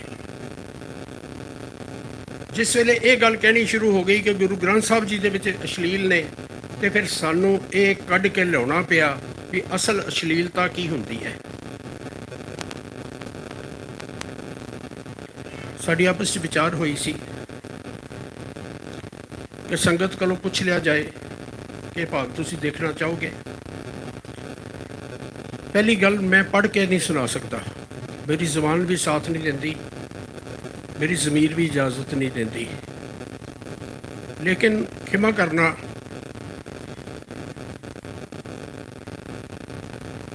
मेरी ज़मीर ये भी इजाज़त नहीं देती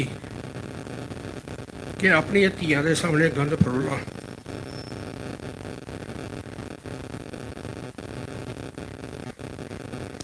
सिर्फ इन्ना दस सकना, इतना गंद है। किसी गल नूं कहण दे दो तरीके हुंदे ने।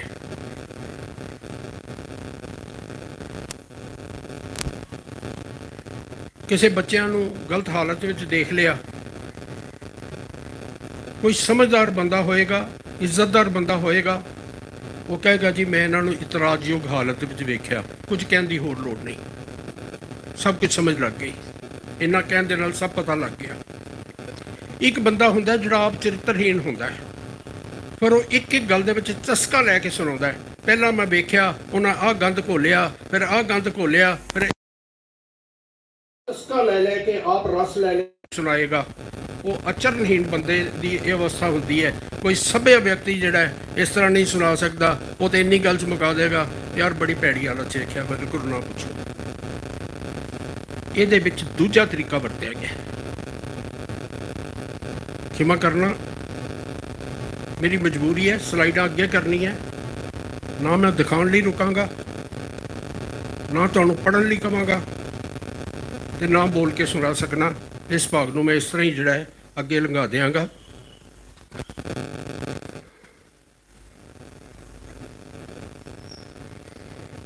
सिर्फ ये कह सकना, ना भैन भरा के रिश्ते नूं छड्डिया गया, पति पत्नी के रिश्ते नूं ते खराब किया ही किया। हर औरत उन्हें एक यार रखा होया, उहदे नाल उहदे संबंध ने। ना कोई धर्म स्थान छड्डिया गया, ना कोई मंदिर छड्डिया गया, ना कोई होर धर्म स्थान छड्डिया गया,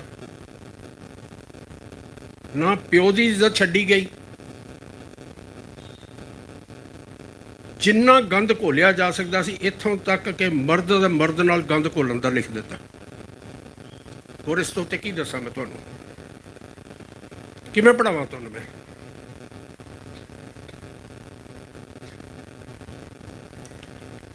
जिहड़ा मैं थोड़ा जिहा कहा, इहनूं समझ लेना। तुहाडा मन मंदा होवे, तुहाडे सतगुरु गुरु गोबिंद सिंह पातशाह 10वें नानक ये लिख सकते हैं, तो सोच लेना। मैं गल नूं खत्म करने दे नेड़े हाँ। 10 मिनट ला लवां, विषय खत्म करते हैं। थोड़े समय की कोताही हो जाएगी। वैसे तो हुण समा पूरा होया, जिन्ने बजे शुरू किया सी आपां घंटा लेट, काफ़ी लेट शुरू किया सी, लेकिन मैं चाहना खत्म हो जाए। मैं बहुत संखेप दे विच हुण गल करांगा। किद्दां लिखिया है विचित्र नाटक ग्रंथ। मैं पहला आप जी नूं दस्सिया सी कि गुरु साहिबान ने जिस वेले बाणी उच्चारण की है, उन्होंने नानक पद वरत्या कवि के संकेत के तौर पर। सारे गुरु साहिबान ने नानक पद वरत्या, ते भगत साहिबान ने अपने नां की मोहर लाती। भगत कबीर जी का शब्द है, गौड़ी कबीर जी, जे सिर रच रच बंधत पाग, सोच इस तन धन को काहे ना दृढ़िया रहाओ, कहत कबीर सुनो होएंगे तेरे। मैं शब्द की व्याख्या च नहीं जावांगा। कहत कबीर सुनन मेरे, कबीर साहब ने अपने नां की मोहर लाती। अगला शब्द एक ओंकार सतगुर प्रसाद आसा, बाणी श्री नामदेव जी की आसा। पार ब्रह्म जे चीनस आसा ते ना भावसी, रामा भगते चेते ले अचिंत मन राखसी। कैसे मन तरेगा रे, संसार सागर बिखै को बना, झूठी माया देख कै भूला रे मना। रहाओ, छिपे के कर जन्म दैला, गुर उपदेश पहला, संतै कै प्रसाद नामा हर पेटला। भगत नाम जी का शब्द है, भगत नामदेव जी ने अपने नाम की मोहर राती। हुण इस विचित्र नाटक ग्रंथ के भी संकेत मिलते हैं। पन्ना 439, लागल सांकै प्रांत अजे ते और होतो ते को अश्चर चार्यो, कोप अयोपन में खड़गेश कह कब राम महाबल धार्यो। मैं व्याख्या च नहीं जावांगा, मेरे को टाइम नहीं है। कह कब राम, राम कवि कह रहा। कथा सतरवीं राम कब उचरी हिचित लाए, बहुर कथा बंधन निवृत्त मन में कहो उपाय। राम कब, कथा सतरवीं राम कब उचरी, 7वीं कथा राम कवि ने उच्चारण की। हित चित लाए, बड़ा मन ला के। ये वो तखल्लस सी। कल गल हो रही सी किसी से मस्कीन साहब की। मस्कीन तखल्लस सी, उन्हों का नाम सी संत सिंह। जदों भी नाम लिया जाता है की कहा जाता है, संत सिंह मस्कीन। बहुते तौर पर मस्कीन तो कह दिता जाता है, संत सिंह नाम ही कहा जाए। बंदा जिसले प्रचलित होता है ना तखल्लस के नाल, तो वह बहुता तखल्लस ही वरत्या जाता है। कभी तुसीं क्या गुरु गोबिंद सिंह राम क्या जी? कभी किसी ने? फिर पन्ना 264, कृष्ण नाम ताको धरियो, गरगै मनै विचार, सलाम पलोटै पाए जे ये सम मनो मुरार। ਉਹਦਾ नाम कृष्ण रखिया, मन ਦੇ ਵਿੱਚ विचार कर गर्ग ने। ਤੇ श्याम कवि कहता है श्याम पलोटै, ਉਹਦੇ ਚਰਨਾਂ ਨੂੰ ਭਗਵਾਨ ਦੇ ਚਰਨਾਂ ਵਾਂਗੂ ਸਮਝੋ। ਇਹ श्याम कवि कह रहा। प्रथमे तिनकी पुच काट दई, फिर कह तिनके सिर काट दए, रथ बाजन सूत समेत सबै, कब गिणत वारी आउंदे ने। कई रचनावां ऐसियां ने राम अवतार वगैरह जिथे राम ते श्याम दोनों के नाम आ रहे हैं। कुछ बंद जड़े ने राम दे आ रहे हैं, कुछ श्याम दे आ रहे हैं। एक बंदे दे दो तखल्लस भी हो सकते हैं जी। कभी वो राम वरत लेंदा ते कभी श्याम वरत लेंदा। इत्थे गल नहीं मुक्की। अछल छैल छैली चलियो, ये चरित्र के संग, शुभ कब काल तब ही भयो, पूर्ण कथा प्रसंग। कवि काल कह रहे हैं, इत्थे काल कवि आ गया। कवि ने अपनी छाप छड्डी हुई है कि मेरी रचना है। असं कहना नहीं, नहीं गुरु गोबिंद सिंह महाराज की रचना है। कवि का जब अपना नाम लिख रहा है, नहीं होए उन्होंने तखल्लस सी।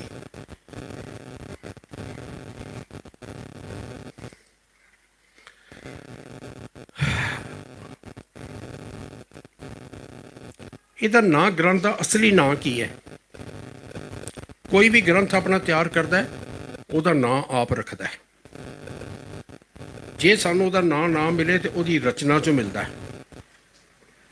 इस पहली रचना बचित्र नाटक, ਉਹਦੇ कुल 14 भाग ने। ਉਹਦੀ समाप्ति ਦੇ ਉੱਤੇ ਦਾ कवि लिखता है, इति श्री बचित्र नाटक ग्रंथे सर्वकाल की बेनती वर्णन, नाम 14वां अध्याय समाप्तम सत शुभम सत। ਉਹਦੇ 14 अध्याय ने। कहते इतने 14 अध्याय खत्म हो गए। ग्रंथ का नाम की है?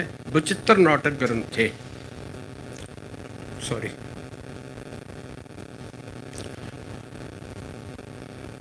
अगली रचना चंडी चरित्र। ਉਹਦੇ चंडी चरित्र तो ਉਹਦੇ 8 भाग ने। 8वें आखिरी भाग की रचना समाप्ति के उत्ते लिखा है, इति श्री बचित्र नाटक के चंडी चरित्रे, चंडी चरित्र उस्तत वर्णन, नाम 8वां अध्याय संपूर्ण सत शुभम सत। चंडी चरित्रे बचित्र नाटक के, बचित्र नाटक ग्रंथ की चंडी चरित्र रचना की इत्थे समाप्ति हुई है। 24 अवतार दे विच विष्णु के 24 अवतारों का वर्णन है। हर अवतार की समाप्ति ते, हर अवतार की समाप्ति ते आ रहा है, इति श्री बचित्र नाटक ग्रंथे प्रथम मच्छ अवतार सुखासर संदय कथन। बचित्र नाटक ग्रंथ के मच्छ अवतार भाग की इत्थे समाप्ति हो रही है। इति श्री बचित्र नाटक ग्रंथे द्वितीय कच्छ अवतार संपूर्ण सतंग। इत्थे कच्छ अवतार की समाप्ति हो रही है बचित्र नाटक ग्रंथ के कच्छ अवतार भाग की। इति श्री बिरचित्र नाटक ग्रंथ से 6वां अवतार बैरा, 6वां अवतार बैरा की समाप्ति हो रही है। किहड़े ग्रंथ की? विचित्र नाटक ग्रंथ थे। मैं समा बहुत ज़्यादा हो गया और तुहाडे सामने सारे प्रमाण आ रहे हैं। बार बार ਉਹਦੇ ਵਿੱਚ विचित्र नाटक ग्रंथ का वर्णन आ रहा है। जिथे एक चैप्टर की समाप्ति होती है उत्थे नाल वर्णन आ रहा है। कवि ने आप कह दिता है कि ਇਹਦਾ नाम विचित्र नाटक ग्रंथ में रखा है। ਅਸੀਂ कहते नहीं नहीं, ये दसम ग्रंथ साहब जी ने। हुण दसम ग्रंथ साहब जी का मैं ये होर डिटेल च नहीं जावांगा टाइम की कमी करके, लेकिन जो गल समझनी हो तो इन्ना च भी बहुत है। मैं तो सारा एक कढ़ के लिया तुहाडे वास्ते, सारा दस्सण वास्ते। आ 4 पन्ने भरे हुए ने। हुण असलीयत की है? पहला इस ग्रंथ का कोई नहीं सी। मेरे कोल कोई देखना चाहे, इत्थे मेरे लैपटॉप दे विच 5 पुरातन हस्तलिखत ग्रंथों के पए ने PDF, जिल्द तो लैके आखिरी जिल्द के पन्ने तक। जे कोई नाम लिखा हो तो गुनाहगार आ, 5 दे विच कोई नाम नहीं। ਉਹਦੇ बाद ਇਹਦੇ ਵਿੱਚ आए विचित्र नाटक ग्रंथ तो ਇਹਦਾ नाम विचित्र नाटक ग्रंथ रखा गया। 1898 ਦੇ ਵਿੱਚ ਇੱਕ ਸੋਧਕ ਕਮੇਟੀ ਬਣੀ। ਉਹਨੇ ਇਹਦੇ ਵਿੱਚੋਂ 8 ਰਚਨਾਵਾਂ ਕੱਢ ਕੇ ਇਹਦਾ ਨਾਮ ਦਸਮ ਗ੍ਰੰਥ ਰੱਖਤਾ। ਦਸਮ ਗ੍ਰੰਥ ਤੋਂ ਇਹ ਸ੍ਰੀ ਦਸਮ ਗ੍ਰੰਥ ਸਾਹਿਬ ਬਣਿਆ। ਸ੍ਰੀ ਦਸਮ ਗ੍ਰੰਥ ਸਾਹਿਬ ਤੋਂ ਸ੍ਰੀ ਗੁਰੂ ਦਸਮ ਗ੍ਰੰਥ ਸਾਹਿਬ ਬਣਿਆ। ਸ੍ਰੀ ਗੁਰੂ ਦਸਮ ਗ੍ਰੰਥ ਸਾਹਿਬ ਤੋਂ ਬਣਾ ਸ੍ਰੀ ਦਸਮ ਗੁਰੂ ਗ੍ਰੰਥ ਸਾਹਿਬ ਬਣ ਗਿਆ। ਆ ਜੇ ਸਫ਼ਰ ਇਹ ਕਿੱਥੇ ਜਾ ਕੇ ਰੁਕੇਗਾ? ਇਹ ਉੱਥੇ ਜਾ ਕੇ ਰੁਕੇਗਾ ਜਿੱਥੇ ਗੁਰੂ ਗ੍ਰੰਥ ਸਾਹਿਬ ਨੂੰ ਪਾਸੇ ਕਰ ਦੇਗਾ।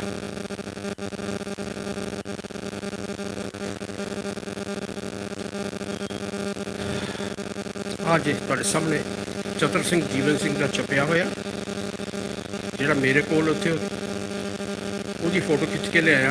श्री दसम गुरु ग्रंथ साहिब जी, इतनी गिरावट कि अपने गुरु के बराबर किसी होर दे उत्ते गुरु लिख दिता।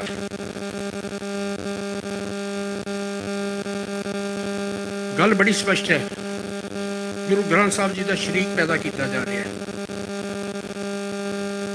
पहली स्टेज ये है कि सिख इहनूं मन्नण,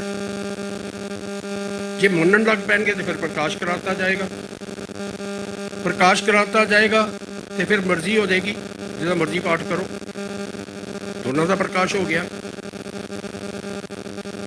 फिर एक होर तरीका वरतिया जा रहा है, उसमें बिल्कुल 2 मिनट समाप्ति दे। जिथे प्रकाश किया होया, इत्थे नंदेड़ भी ते पटना साहब भी, उत्थे कोई अखंड पाठ कराउण लई आउंदा है। उहनूं पुछया जाता है किहड़े ग्रंथ साहब का पाठ कराउणा है जी? कहंदा जी की फर्क है? जे गुरु ग्रंथ साहब जी का अखंड पाठ कराउणा है तो 2100 रुपया लगेगा। जे दसम ग्रंथ साहब का कराउणा है वो बहुत महंगी बाणी है, ਉਹਦਾ 5100 रुपया लगेगा। अगला कहता हुण पुण्य खट्टण ही लगा तो 5100 वाला कट्टो। जिन्होंने पता ही कोई नहीं, उन्होंने महंगी करके बेचता, नाले पैसे ज़्यादा खट ले, नाले अपने गुरु नालों तोड़ता। सीधा हमला गुरु ग्रंथ साहब के उत्ते है। नां दा रौला कोई नहीं, जो मर्जी नां रख लो। हुण तां उन्होंने भी श्री दसम गुरु ग्रंथ साहब बना दिता, होर नां तां की करोगे? मैं जिहड़ी गल कल तो बार बार कह रहा वो कह के समाप्ति कर रहा। मैं कोई फैसला नहीं दे रहा। एक गल कह सकना, पूरी ईमानदारी नाल हर सच दिखाया। ਇਹਦੇ ਵਿੱਚ कुछ भी झूठ होवे, गुनाहगार होवांगा, तुहाडा पंथ दा हर सज़ा दा भागी होवांगा। फैसला तुसी करना है, अपना अपना फैसला करना है। सिर्फ जिहड़ी गल कल कही सी दोबारा दोहरा के मैं समाप्ति करना, दुविधा विच ना जाना, फैसला करके जाना। फैसला अपना अपना करना, लेकिन फैसला करके जाना। इस दुविधा चों निकलना बड़ा जरूरी है। जो सच्चाई है तुहाडे सामने है। साडी वफादारी कित्थे है? एक भावना नाल या सच्चाई नाल? ये फैसला तुसी कर लेना। मैं अपने वाले कोशिश की है कोई झूठ वाले पासे बिल्कुल ना जाया जाए।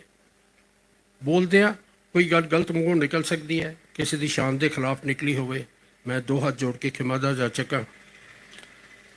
ਅੱਜ ਸ਼ਾਮ ਦੇ ਦੀਵਾਨ 'ਚ ਆਪ ਜੀ ਦੀ ਆਖਰੀ ਹਾਜ਼ਰੀ ਭਰਨੀ ਹੈ। ਹੁਣ ਕਿਉਂਕਿ ਸਮੇਂ ਦੀ ਘਾਟ ਹੈ, ਜਿਨ੍ਹਾਂ ਨੇ ਕੋਈ ਸਵਾਲ ਕਰਨੇ ਹੋਣ ਆਪ ਜੀ ਲਿਖ ਕੇ ਰੱਖ ਲਓ। ਸ਼ਾਮ ਦੇ ਦੀਵਾਨ ਦੇ ਵਿੱਚ ਆਪ ਜੀ ਸਵਾਲ ਕਰ ਲੈਣਾ, ਮੈਂ ਹਰ ਸਵਾਲ ਦਾ ਜਵਾਬ ਦੇ ਕੇ ਜਾਵਾਂਗਾ। ਜੋ ਮੈਂ ਵਿਚਾਰਾਂ ਕੀਤੀਆਂ ਨੇ ਉਹਦੇ ਬਾਰੇ ਕੋਈ ਕਿੰਤੂ ਹੋਵੇ, ਕੋਈ ਸਵਾਲ ਹੋਵੇ, ਹਰ ਸਵਾਲ ਦਾ ਜਵਾਬ ਦੇ ਕੇ ਜਾਵਾਂਗਾ। ਇਸ ਸਮੇਂ ਦੀ ਘਾਟ ਹੈ। ਇਤਨੇ ਕੁ ਬਚਨ ਪ੍ਰਵਾਨ ਕਰਨਾ, ਹੋਈਆਂ ਭੁੱਲਾਂ ਵਾਸਤੇ ਖਿਮਾ ਬਖਸ਼ ਦੇਣਾ ਜੀ। ਵਾਹਿਗੁਰੂ ਜੀ ਕਾ ਖਾਲਸਾ, ਵਾਹਿਗੁਰੂ ਜੀ ਕੀ ਫਤਿਹ। ਸਤਿ ਸ੍ਰੀ ਅਕਾਲ।